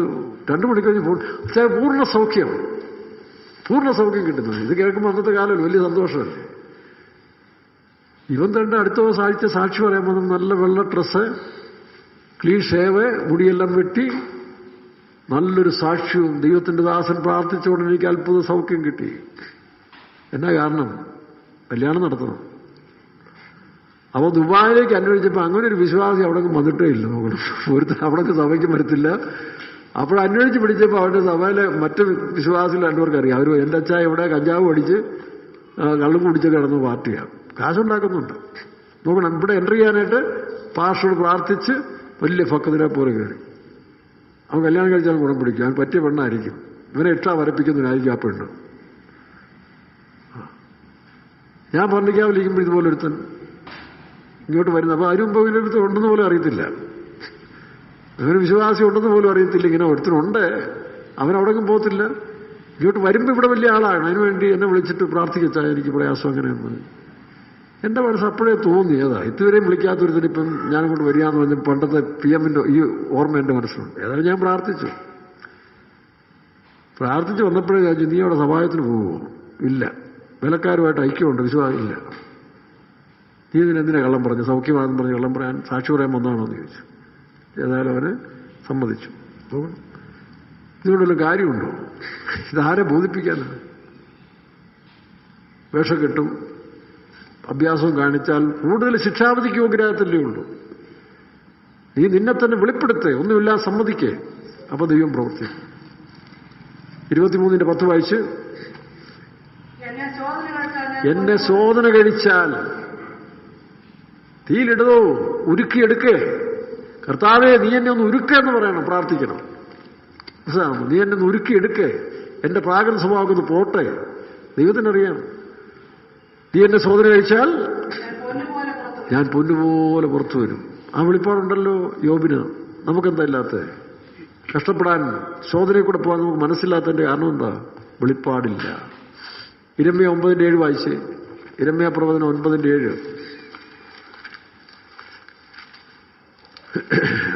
ഇതാ ഞാൻ അവരെ ഉരുക്കി ശോധന കഴിക്കും. ഇതാ ഞാൻ അവരെ ഉരുക്കി ശോധന കഴിക്കുന്ന. ഉരുക്കണം കേട്ടോ, ഉരുകി പോട്ടെ. സ്വർണം കൊണ്ട് ചൂളയിൽ തീക്കാത്തിട്ടാൽ സ്വർണം ഉരുകത്തില്ലല്ലോ. ഉരുവോ? സ്വർണം ഉരുകുന്നുണ്ട്, പക്ഷെ സ്വർണം അവിടെ തന്നെ ഉണ്ട്. ഈ ഉരുക്കുന്നതിന്റെ കാരണം ഇതിന്റെ കീടം പോകാൻ വേണ്ടിയാണ്. അപ്പൊ ഈ നാളുകളിൽ ഇപ്പോൾ നിങ്ങൾ ഉരുക്കാൻ ദൈവത്തിന് കൊടുത്തില്ലെങ്കിൽ അന്ത്യക്രിസ്തു നിങ്ങളെ ഉരുക്കും. അത് ഭയങ്കര ഉരുക്കായിരിക്കും. ഏതായാലും രക്തസാക്ഷികളാകാനുള്ള പാർട്ടികൾ ഇതിനകത്ത് കുറെ ഉണ്ട്. രൂപാന്തരപ്പെട്ടില്ലേലും കുറച്ചുപേർ രക്തസാക്ഷിയാവുമെന്ന് എനിക്കറിയാം. പക്ഷെ ഇപ്പോൾ ഉരുക്കാമെങ്കിൽ കാഹളം തിരിച്ച് പോകാം. ഇല്ലെങ്കിൽ അവരിട്ട് ഉരുക്കുന്ന ഭയങ്കരമായിരിക്കും. കാരണം സ്വന്തക്കാർ ഉരുക്കുന്ന പോലെ അല്ലല്ലോ. അത് അന്യന്റെ കൈ കൊടുത്താൽ അതിച്ചിരി കഷ്ടമായി. ഏതായാലും ഉരുക്കാതെ രക്ഷയില്ല. വായിച്ച് 9:7 വീണ്ടും വായിച്ച്. ഇതാ ഞാൻ അവരെ ഉരുക്കി ഞാനവരെ ഉരുക്കി ശോധന കഴിക്കുന്നു. അവന് ഉരുക്കിയ ശോധന കഴിക്കും. ഇപ്പോഴും ചില ഉരുക്കൊക്കെ ഉണ്ട്. കഴിഞ്ഞ ദിവസം ഒരു കോവിഡ് കഴിഞ്ഞ് സൗഖ്യം പ്രാപിച്ച് വന്ന മനുഷ്യൻ, മറ്റത് പുള്ളി ഒരുത്തരെയും വിടുന്നതല്ല, കാണുന്നവനെല്ലാം പിടിച്ച് പറഞ്ഞ് കുറ്റം പറയാനും അല്ലെങ്കിൽ അവൻ്റെ കുറവ് പറഞ്ഞ് അവനിട്ട് രണ്ടു കൊടുക്കാൻ എടുക്കണം. പക്ഷെ കോവിഡ് കഴിഞ്ഞ് അറിയുന്നത് ശത്രുവിന് പോലും ഇതുണ്ടാകരുത്, ശത്രുവിന് പോലും ഇത് വരരുതെന്നോട് പറഞ്ഞു. ഞാൻ ഇപ്പോൾ ആള് വ്യത്യാസമായല്ലോ, സംഭാഷണത്തിന് വ്യത്യാസമായി, കാഴ്ചപ്പാടിന് വ്യത്യാസം. അപ്പോൾ കോവിഡ് നല്ലതാണ് ഇല്ലയോ? ചിലർക്ക് കോവിഡ് വരേണ്ടത് ആവശ്യമാണ്. അതിൻ്റെ റേറ്റ് ഇതനുസരിച്ചാണ് വരുന്നത്. പുള്ളി ആകെ പരുവക്കടായിപ്പോയി, ചത്തുപോണ്ടായിരുന്നാ പറഞ്ഞത്. സാക്ഷിയൊക്കെ എന്നോട് ദർശനം കണ്ടത്, ഒരു പാമ്പ് വന്ന് കൊത്തി തന്നെ കൊല്ലാൻ ശ്രമിച്ചപ്പോൾ ഒരു ദൂതൻ വന്ന് ഒറ്റ ഏറെറിഞ്ഞെന്ന് പറഞ്ഞു. 5-8 അടി ദൂരത്ത് പോയി കിടന്ന് അങ്ങനെ രക്ഷപ്പെട്ടല്ല ചത്തുപോയെന്ന് പറഞ്ഞു. അപ്പൊ സൂക്ഷിച്ചോണ്ട് ഇനി ഒന്നോട് ഉരുക്കാനും ഇട കൊടുക്കരുത്, അതിന് നമ്മൾ ശരിയായിക്കോളും. അപ്പൊ ഇവിടിട്ട് തന്നെ ചിലരെ ഉരുക്കുന്നുണ്ട്. ഞാനുമൊക്കെ അങ്ങനെയാണോ വന്നിരിക്കുന്നത്, ഇനിയും ചില കൂടെ ഉരുകാനുണ്ട്. ഇത്രയും സമയം ഈ വചനമൊക്കെ ഇത്രയും പറയാൻ തന്നെ യോഗ്യത ഉരുക്കിയെടുത്തുകൊണ്ടാണ്. ഇനി ഇച്ചിരി കൂടെ ഒന്ന് ഉരുക്കി കിട്ടാമെങ്കിൽ ലക്ഷ്യത്തിലെത്താം, അതിന് കാത്തിരിക്കുക, അല്ലാതെ പ്രമോഷൻ കിട്ടാൻ വേണ്ടി കാത്തിരിക്കുകയല്ല. ഇച്ചിരി കൂടെ ഒന്ന് ഉരുക്കാനുണ്ട്, അതുകൂടെ ഒന്ന് ഉരുക്കി കിട്ടിയാൽ പറന്നു പോകും. പക്ഷികളെ നിങ്ങൾ അപ്പൊ ഉരുക്കി ശോധന ചെയ്ത് നമ്മുടെ ചിറക് വെള്ളി പോലും വീണ്ടും വീണ്ടെടുപ്പിന്റെ പ്രത്യാശ യാക്കോബിനുണ്ടായതുപോലെ, അന്യനല്ല യോബ് പറഞ്ഞ പോലെ ആ പ്രത്യാശയിലേക്ക് വരണമെങ്കിൽ നമ്മൾ ഏൽപ്പിച്ചുകൂടെ തീയിലിട്ട് ശോധന ചെയ്യും. മലാക്കിയുടെ പുസ്തകം 3-ാം അധ്യായത്തിന്റെ 1-ാം വാക്യം വരുമായിരുന്നു. അതാണ് രഹസ്യവരവിന്റെ ഒരു ഭാഗം കേട്ടോ. ഈ രഹസ്യവരവ് എന്ന് പറഞ്ഞാൽ ഒരു യഥാർത്ഥ വിശ്വാസിയുടെ രഹസ്യവരവിന്റെ 1-ാം ഘട്ടം ഇതാണ്. ഇത് പഠിച്ചു വെച്ചോ. ഇതാണ് യഥാർത്ഥത്തിലുള്ള രഹസ്യവരവ്. പിന്നെ എല്ലാവരും കൂടെ മേഘത്തിൽ ചേർക്കുമെന്ന് പറഞ്ഞാൽ അത് വേറൊരു കാര്യം. ഇതാണ് ശരിയായ രഹസ്യവരവ്. മലാക്കി 3-ന്റെ 1 മുതൽ വായിച്ച്, എനിക്ക് മുൻപായി വഴി നിരത്തേണ്ടതിന് ഞാൻ എന്റെ ദൂതനെ അയക്കുന്നു. ദൂതൻ എന്ന് പറഞ്ഞാൽ ഇതുപോലെ സുശേഷയിലൊക്കെ ഇറക്കി അവർ നിങ്ങളായിട്ട് വചനപ്രകാരമായിട്ടൊക്കെ ചിലപ്പം ചില പറയുമ്പോൾ നിങ്ങൾക്ക് സഹിക്കാനൊക്കത്തില്ല. ഇവിടെ കുമളി വന്നിട്ടില്ലേ, കുമളി വന്ന് വചനം അങ്ങോട്ട് ഇറങ്ങിയപ്പോൾ നമ്മുടെ ലിങ്കനും ബെന്നിയോട് ഇരിപ്പുണ്ട് അല്ലേ. ഞാൻ തമാശ പോലെ പറയുക. ഞായറാഴ്ച വചനം അങ്ങോട്ട് ഇറങ്ങിയപ്പോൾ ഞങ്ങളുടെ മാതളമ്മച്ചിയും ഇവരല്ല കേട്ടോ, അന്നത്തെ മാതളമ്മച്ചിയും 2 സഹോദരിമാരും കൂടെ അങ്ങോട്ട് ചാടി എഴുന്നേറ്റിട്ട് കട്ടപ്പനയ്ക്ക് പോവാ, ഇവിടെ ഇരിക്കാനൊക്കത്തില്ല, വചനമാണ്. ചാടി ഇറങ്ങി. ബെന്നി ഞെട്ടിപ്പോയി. ചായാ കോവിഡ് കാലമാണ്, ഇവരെങ്ങാനും ഇറങ്ങിപ്പോയി പോലീസ് പിടിച്ചാൽ പെയ്ത്തോം പൊട്ടുണ്ട്. രാമഞ്ചയുടെ ബോർഡറാ, ബാക്കി നമുക്ക് വരുന്നിടത്ത് നോക്കാം. നടന്ന സംഭവമായി പറയുന്നത്. അപ്പൊ വചനം കയറി കൊള്ളുകയാണ്. വിലക്കാര പാസ്റ്റ മദ്രാമെന്ന് ഇങ്ങനെ വേഷം കാണിച്ച് നടക്കുക, പക്ഷെ അകത്തില്ല, അകത്ത് ക്രിസ്തു ഇല്ല. അപ്പൊ വചനം ആരെ സോപ്പിട്ടും മയക്കിയും തന്ത്രം കാണിച്ചല്ല ഇങ്ങനെ വേഷപ്രച്ഛന്നരായിട്ട് നടക്കുന്നവർക്ക് വചനം അങ്ങോട്ട് ചെന്നപ്പോൾ ഇതങ്ങോട്ട് വചനമല്ലേ, അകത്ത് കയറി അങ്ങോട്ട് പ്രവർത്തിച്ചു തുടങ്ങി. പിന്നെ കുഴപ്പമില്ല, പിന്നെ പോയി അടുത്ത ട്രാൻസ്ഫറൊക്കെ പോയി പഠിച്ച് പിന്നിപ്പം കണ്ടപ്പോൾ കുഴപ്പമൊന്നുമില്ല, അത് നല്ലതായി പോയെന്ന് പറഞ്ഞു. അന്നത്തെ അത്രയും ഗ്രഹിക്കാൻ ഒത്തില്ലെന്നൊക്കെ പിന്നെ പറഞ്ഞു. അപ്പോൾ വേറൊരുത്തിട്ട് ശരിയാക്കും. അപ്പം അങ്ങനെയാണ് ചില വിശ്വാസികൾക്ക് ഈ വചനം കൊണ്ടില്ലെങ്കിൽ സഹിക്കാനൊക്കത്തില്ല. ഉടനെ സെൻട്രലിലേക്ക് എഴുത്ത് ഉപദേശം മാറ്റണം, ഞങ്ങൾക്ക് പറ്റുന്ന ആളല്ല. അത് കറക്റ്റാണ്, കാരണം ഞങ്ങൾക്ക് പറ്റുന്ന ആളല്ല പുള്ളി. ഇപ്പൊ കുഴപ്പമൊന്നുമില്ല, ഇപ്പൊ കുറേയൊക്കെ വ്യത്യാസമായി ഇല്ല, കാരണം പതുക്കെ ഉരുകാൻ തുടങ്ങുന്നതുകൊണ്ട് ഇതാണ് ശരിയെന്നൊരു ബോധ്യം വരുന്നുണ്ട്. ഇനി കുറേ എണ്ണം ശരിപ്പെടുത്താനുണ്ട്, ഇനി അടുത്ത് വരുന്നുണ്ട്. കോവിഡോ അതിൻ്റെ അപ്പുറത്തേക്കോ ഇല്ലെങ്കിൽ അവസാനം അന്ത്യക്രിസ്തു ശരിക്കിട്ട് ഉരുക്കി കഴിയുമ്പോൾ ഇപ്പൊ ഞാൻ കാണുന്നു ഇല്ലയോ, അന്യനല്ല എന്റെ കണ്ണു, ഇതാ ദൂതനെ അയക്കുന്നു. വായിക്കാം. നിങ്ങൾ അന്വേഷിക്കുന്ന കർത്താവും നിങ്ങൾ ഇഷ്ടപ്പെടുന്ന നിയമദൂതനുമായവൻ പെട്ടെന്ന് വരും. പ്രതീക്ഷിക്കാത്ത സമയത്ത് ചില വേലക്കാരൻ ട്രാൻസ്ഫറായി വരും, ചിലപ്പോൾ ചില സെൻട്രൽ പാസ്റ്റർമാർ ട്രാൻസ്ഫറായി വരും, ചിലപ്പോൾ ലോകത്ത് ചില മനുഷ്യർ നമുക്കെതിരായി നിർത്തും. പ്രതീക്ഷിക്കാത്ത സമയത്ത്. വായിക്കാം. പെട്ടെന്ന് തന്റെ മന്ദിരത്തിലേക്ക് വരും. ഇതാ അവൻ വരുന്നു എന്ന് സൈന്യങ്ങളുടെ യഹോവ അരുളി ചെയ്യുന്നു. എന്നാൽ അവൻ വരുന്ന ദിവസത്തെ ആർക്ക് സഹിക്കാം? വ്യവസ്ഥ തെറ്റി ജീവിക്കുമ്പോൾ നിയമദൂതൻ വരുമ്പോൾ അവിടെ നിൽക്കാൻ ബുദ്ധിമുട്ട് വരും. അവർ കിടന്ന് എലിപ്പെട്ടിക്കകത്തുകൊണ്ട് എലിയെ പോലെ കിടന്നിങ്ങനെ മൂക്കിടിച്ചിടിച്ചിടിച്ച് പെയിന്റ് പോകാന്നല്ലേ, വേറെ ഗുണമൊന്നുമില്ല. വായിക്കാം. അവൻ പ്രത്യക്ഷനാകുമ്പോൾ 6 നിലനിൽക്കും. ഇതാണ് രഹസ്യവരവ് കേട്ടോ. രഹസ്യവരവിന്റെ ഒരു ഘട്ടമാണ് ഞാനീ പറയുന്നത്. 2-ാം ഘട്ടമാണ് തെസ്സലോനിക്ക ലേഖനം 4:16-17. ഇതാണ് യഥാർത്ഥത്തിൽ ഒരു വിശ്വാസിയുടെ രഹസ്യവരവ്. ഗ്രഹിക്കാമെങ്കിൽ ഗ്രഹിച്ചു. ഈ വിശ്വാസികളെല്ലാം രഹസ്യവരവിൽ യേശുക്രിസ്തു വന്നിരിക്കുന്ന വിശ്വാസികളെല്ലാം കൂടി യേശു ക്രിസ്തുവിനെ സന്ദർശിക്കുന്ന ഒരു ദിവസമുണ്ട്. അതിന്റെ രഹസ്യപരമാണ്. അത് രണ്ടാം ഘട്ടം മാത്രമേ ഉള്ളൂ. ഇതാണ് യഥാർത്ഥത്തിൽ രഹസ്യപരവും. ഇത് കൈവയ്ക്കാമെങ്കിൽ പാളത്തില്ല. പെട്ടെന്ന് അന്വേഷിക്കുന്നവൻ വരും. അടുത്ത് വായിക്കാം. അവൻ ഊതിക്കഴിക്കുന്നവന്റെ തീ പോലെയും കേട്ടോ. എങ്ങനെ ഊതിക്കഴിക്കുന്നവന്റെ ഇച്ചിരി ബുദ്ധിമുട്ടാ. വിശ്വാസി എന്ന് പേര് പറഞ്ഞുകൊണ്ട് വേലക്കാരെന്നുള്ള യൂണിഫോം ഇട്ടുകൊണ്ടൊന്നും കാര്യമില്ല. ഈ തീ നിന്നെ പരിശോധിക്കുന്ന സമയത്താണ് നീ യഥാർത്ഥത്തിൽ പൊന്നുപോലായിത്തീരുന്നത്. അടുത്ത് ഊതിക്കഴിക്കുന്നതിന്റെ തീ പോലെയും അലക്കുന്നവരുടെ ചാരവെള്ളം പോലെയും. അലക്കുന്നവർക്ക് വല്ല മയമുണ്ടോ? പറ. ഞാൻ എൻ്റെ ചെറുപ്പത്തിൽ ഞങ്ങളുടെ വീടിന്റെ ഇച്ചിരി കൊണ്ട് മാറി ഒരു അമ്മച്ചിയുണ്ട്. തുണി അലക്കുകാരത്തിയാ. ഒരു അലക്കുകാരുടെ ഫാമിലിയാണ്. ആ ദേശക്കാരുടെയൊക്കെ ഒരു സാധാരണക്കാരുടെയൊക്കെ വീട്ടില് തുണിയെല്ലാം അവർ അലക്കി കൊടുക്കുന്നു. എന്നെ രസമാണെന്നറിയാം. അവർക്ക് ഒരു കല പോലെയാണ്. ആ തൊഴിലിനോട് അവർക്കൊരു കലയുണ്ട്. അവർ ആ ആറ്റുകളിൽ ഇറങ്ങി നിന്നിട്ട് ചിന്നുന്ന അവരുടെ പേര്, അമ്മച്ചിയുടെ പേര് ചിന്നുന്ന. അങ്ങോട്ട് ഇറങ്ങി ഈ തുണി അലക്കുന്ന ആ അലക്ക് കണ്ടാൽ ഇടയ്ക്ക് അവരിങ്ങനെ മൂക്കിക്കൂടെ എന്ന് പറഞ്ഞ് ശബ്ദവും വെക്കും ഓരോ അലക്കിനും. അപ്പൊ ഈ അലക്കിന്റെ തുണിയുടെയും ഇതുകൂടെ കേൾക്കുമ്പോൾ ഒരു സ്റ്റീരിയോ സൗണ്ട് പോലെ ഞങ്ങളിങ്ങനെ പറയണം. ആ ചിന്നമ്മച്ചിയുടെ സ്റ്റീരിയോ ഓപ്പറേഷൻ തുടങ്ങി പറയുന്നത്. എന്നിട്ട് നല്ല തേച്ചുകൊണ്ട് ഓരോ വീട്ടിൽ കൊണ്ട് കൊടുക്കും. വല്ല മയമുണ്ടോ? ഇപ്പൊ ഞാനാണെങ്കിൽ ഇവിടെ തുണി സാധാരണക്കാർ കഴുകാൻ കഷ്ടം. കാരണം ചിലപ്പോൾ അവിടെയും പോയി ചെളിയെല്ലാം പറ്റി ഇവർക്ക് ഡബിൾ വർക്കാണ്. അയ്യോ ഞങ്ങളുടെ ഭാഷയുടെ തുണിയാണെന്ന് പറഞ്ഞ് ഇങ്ങനെ വെച്ചാൽ ഒക്കുവോ? അലക്കി ശരിയാക്കി എടുക്കണ്ടേ? ഇല്ലെങ്കിൽ എന്ന് പറഞ്ഞ പോലെ ദൈവം തമ്പുരാൻ അലക്കാൻ തുടങ്ങുമ്പോൾ ഞാൻ പാർട്ടറാന്ന് പറഞ്ഞൊരു കാര്യമല്ലോ. മദറാണ് അല്ല ചീഫ് പാർട്ടറ. ഏത് പാർട്ടറാണേലും നിന്നെ അലക്കിയെടുക്കാതെ ശരിയാകത്തില്ല. അതിന് ചാരവെള്ളം പോലെ. അതേപോലെ സഭയിലെ പുള്ളികളാണെങ്കിലും ചിന്തിച്ചോണം, കർത്താവെ ശരിക്ക് അലക്കിക്കൊള്ളാൻ പറയണം. ഇല്ലയോ? അലക്കറിയാത്തൊരു അലക്കുമ്പോൾ ഇതെന്തോ അലക്കാന്ന് ചോദിക്കും. വെറുതെ തുണി കീറാമെന്നല്ലാതെ പ്രയോജനമൊന്നുമില്ല. അതുകൊണ്ട് അലക്കാൻ വിട്ടുകൊടുത്തേക്കണം. വായിച്ച് ഊതിക്കഴിക്കുന്നതിന്റെ തീ പോലെയും അലക്കുന്നവരുടെ ചാരവെള്ളം പോലെയും. മുമ്പിരുന്ന അമ്മച്ചിയാണ് ഞങ്ങൾ മോനേന്നേ വിളിക്കത്തുള്ളൂ, മോളേന്നേ വിളിക്കത്തുള്ളൂ. അത് പുറമെ അകത്തതിന്റെ ഇപ്പുറത്ത് വാലിൽ ചേർത്ത് വെച്ചിരിക്കുന്നുണ്ടെന്ന് എനിക്കറിയാം. ഇല്ല. അപ്പൊ അതുകൊണ്ട് ഈ മോനും മോളും വിളിയൊന്നുമല്ല. ഇവിടെ അലക്ക് നടക്കണം, എങ്കിലും തുണി വിളക്കത്തുള്ളൂ. ഇല്ലയോ? ഗോപുരങ്ങൾ കൂടി തുണി അലക്കുന്നവൻ ഭാഗ്യവാൻ എന്നാണ് പറഞ്ഞിരിക്കുന്നത്. അതാണ് ഈ മാർഗം. ഇന്ന് വിശ്വാസികളും വേലക്കാർക്കും ഇതൊരു അലക്കല്ല, ഇത് സോപ്പിങ്ങാണ്. മക്കളെ, കുഞ്ഞുങ്ങളെ, അതൊക്കെ ആർക്കാ വിളിക്കാൻ പ്രയാസം? ഞാൻ നിങ്ങളെ ഒറ്റ വിളി വേണം ഇവിടെ ചൊല്ലിടിപ്പിക്കും, ഈ മക്കളെന്ന് വിളി. ഇതൊക്കെ അറിയാം. പക്ഷെ ഇവിടെ വേണ്ടെന്നിട്ടൊക്കെ മാറ്റി വെച്ചിരിക്കുന്നതാ. സോപ്പിടാനും നന്നായിട്ടറിയാം. ഞാൻ കച്ചവടക്കാരനല്ലേ, ഇല്ലെങ്കിൽ അറിയാം. കച്ചവടക്കാർക്ക് സോപ്പിങ് ആവശ്യമല്ലേ ഇടൂ. 13-ാമത്തെ വയസ്സ് കച്ചവടത്തിന് അറിയാം, പഠിക്കുകയും ചെയ്യുന്നുണ്ട്. 21-ാമത്തെ വയസ്സ് സുവിശേഷ വേലയ്ക്ക് വരുന്നോടം വരെ അതുവരെയും പഠിത്തമുണ്ട്, ഇത് കച്ചവടമുണ്ട്. അപ്പൊ ഏത് മനുഷ്യനെ എങ്ങനെ നയത്തി വെക്കണമെന്ന് അറിയാം. പക്ഷെ ആ നയം ഇവിടെ പറ്റത്തില്ല, ഇവിടെ വേണ്ട. ഇവിടെ അലക്കേണ്ടത് ശരിക്കും അലക്കി എടുത്തോണം. അതാ നല്ലത്. തീ കൂടിയിട്ട് ശോധന ചെയ്തോണം. വായിച്ച് ഊതിക്കഴിക്കുന്നതിന്റെ തീ പോലെയും അലക്കുന്നവരുടെ ചാരവെള്ളം പോലെയും ആയിരിക്കും. അവൻ ഊതിക്കഴിക്കുന്നവനെ പോലെയും. നടത്തിപ്പുകാരൻ ശരിയായൊരു സുവിശേഷ വേലക്കാരൻ സഭയിൽ വരുമ്പോൾ ആ സഭയെ ഊതിക്കഴിക്കണം. അല്ല അവരെ സോപ്പിട്ട് കിട്ടുന്ന ലാഭം വെച്ച് അടിച്ചു തിന്ന് വയറും വീർത്ത് ഷൂറും പിടിച്ച് ചാകാനല്ല വേലക്കാർ വന്നിരിക്കുന്നത്.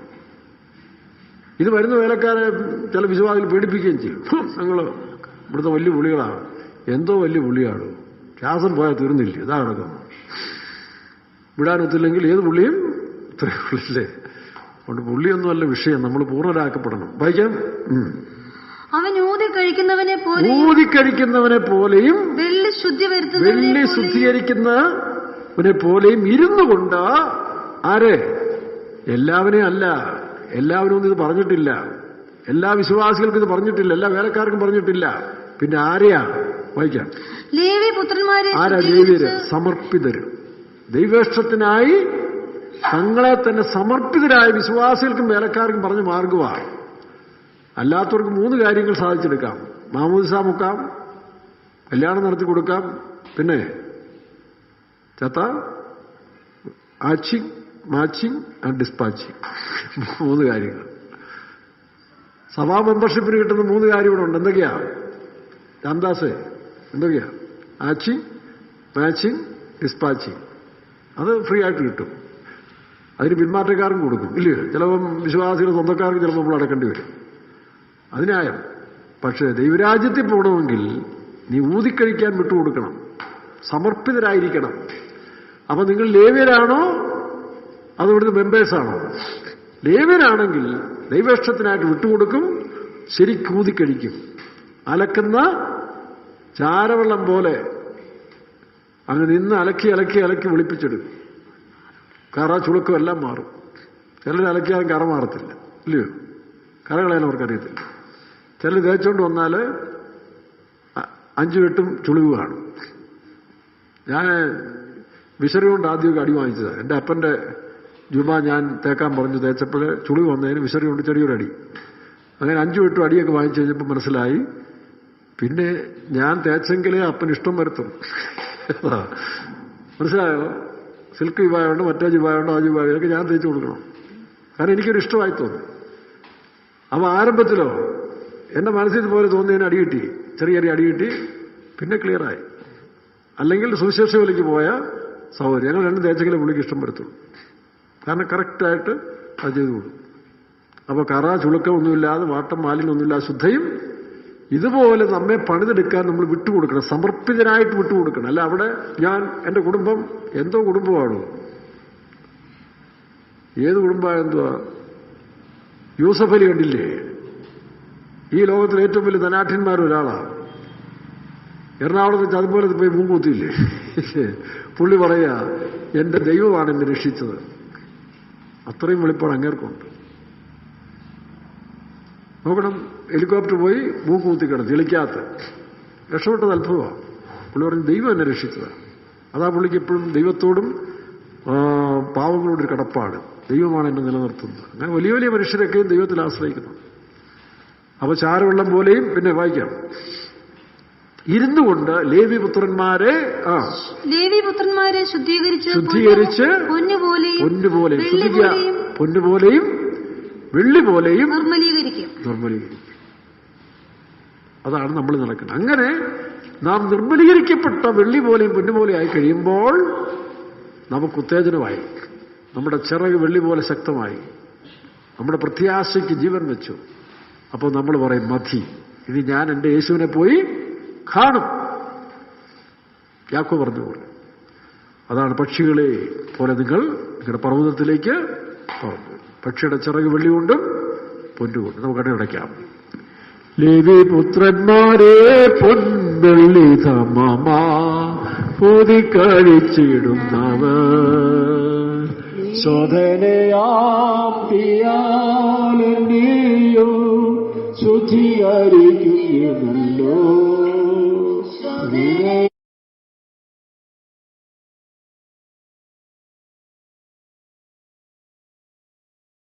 നാം യോഗ്യരായി തീരുക. ഹല്ലേലൂയ. ലേവി പുത്രന്മാരെ പൊൻവെള്ളി സമമാ പൂതിക്കഴിച്ചിടുന്നവരെ. പറന്നു പോകേണ്ടതായ പറവകൾക്ക്, വിശുദ്ധന്മാർക്ക് വലിയ പരീക്ഷകളുണ്ട്. ജഡത്തിലും പൊതുവായൊക്കെ കഷ്ടങ്ങൾ വരും. പക്ഷേ കഷ്ടങ്ങളോടുകൂടി നീക്കുപോക്ക് നിയമിച്ചിട്ടുണ്ട്.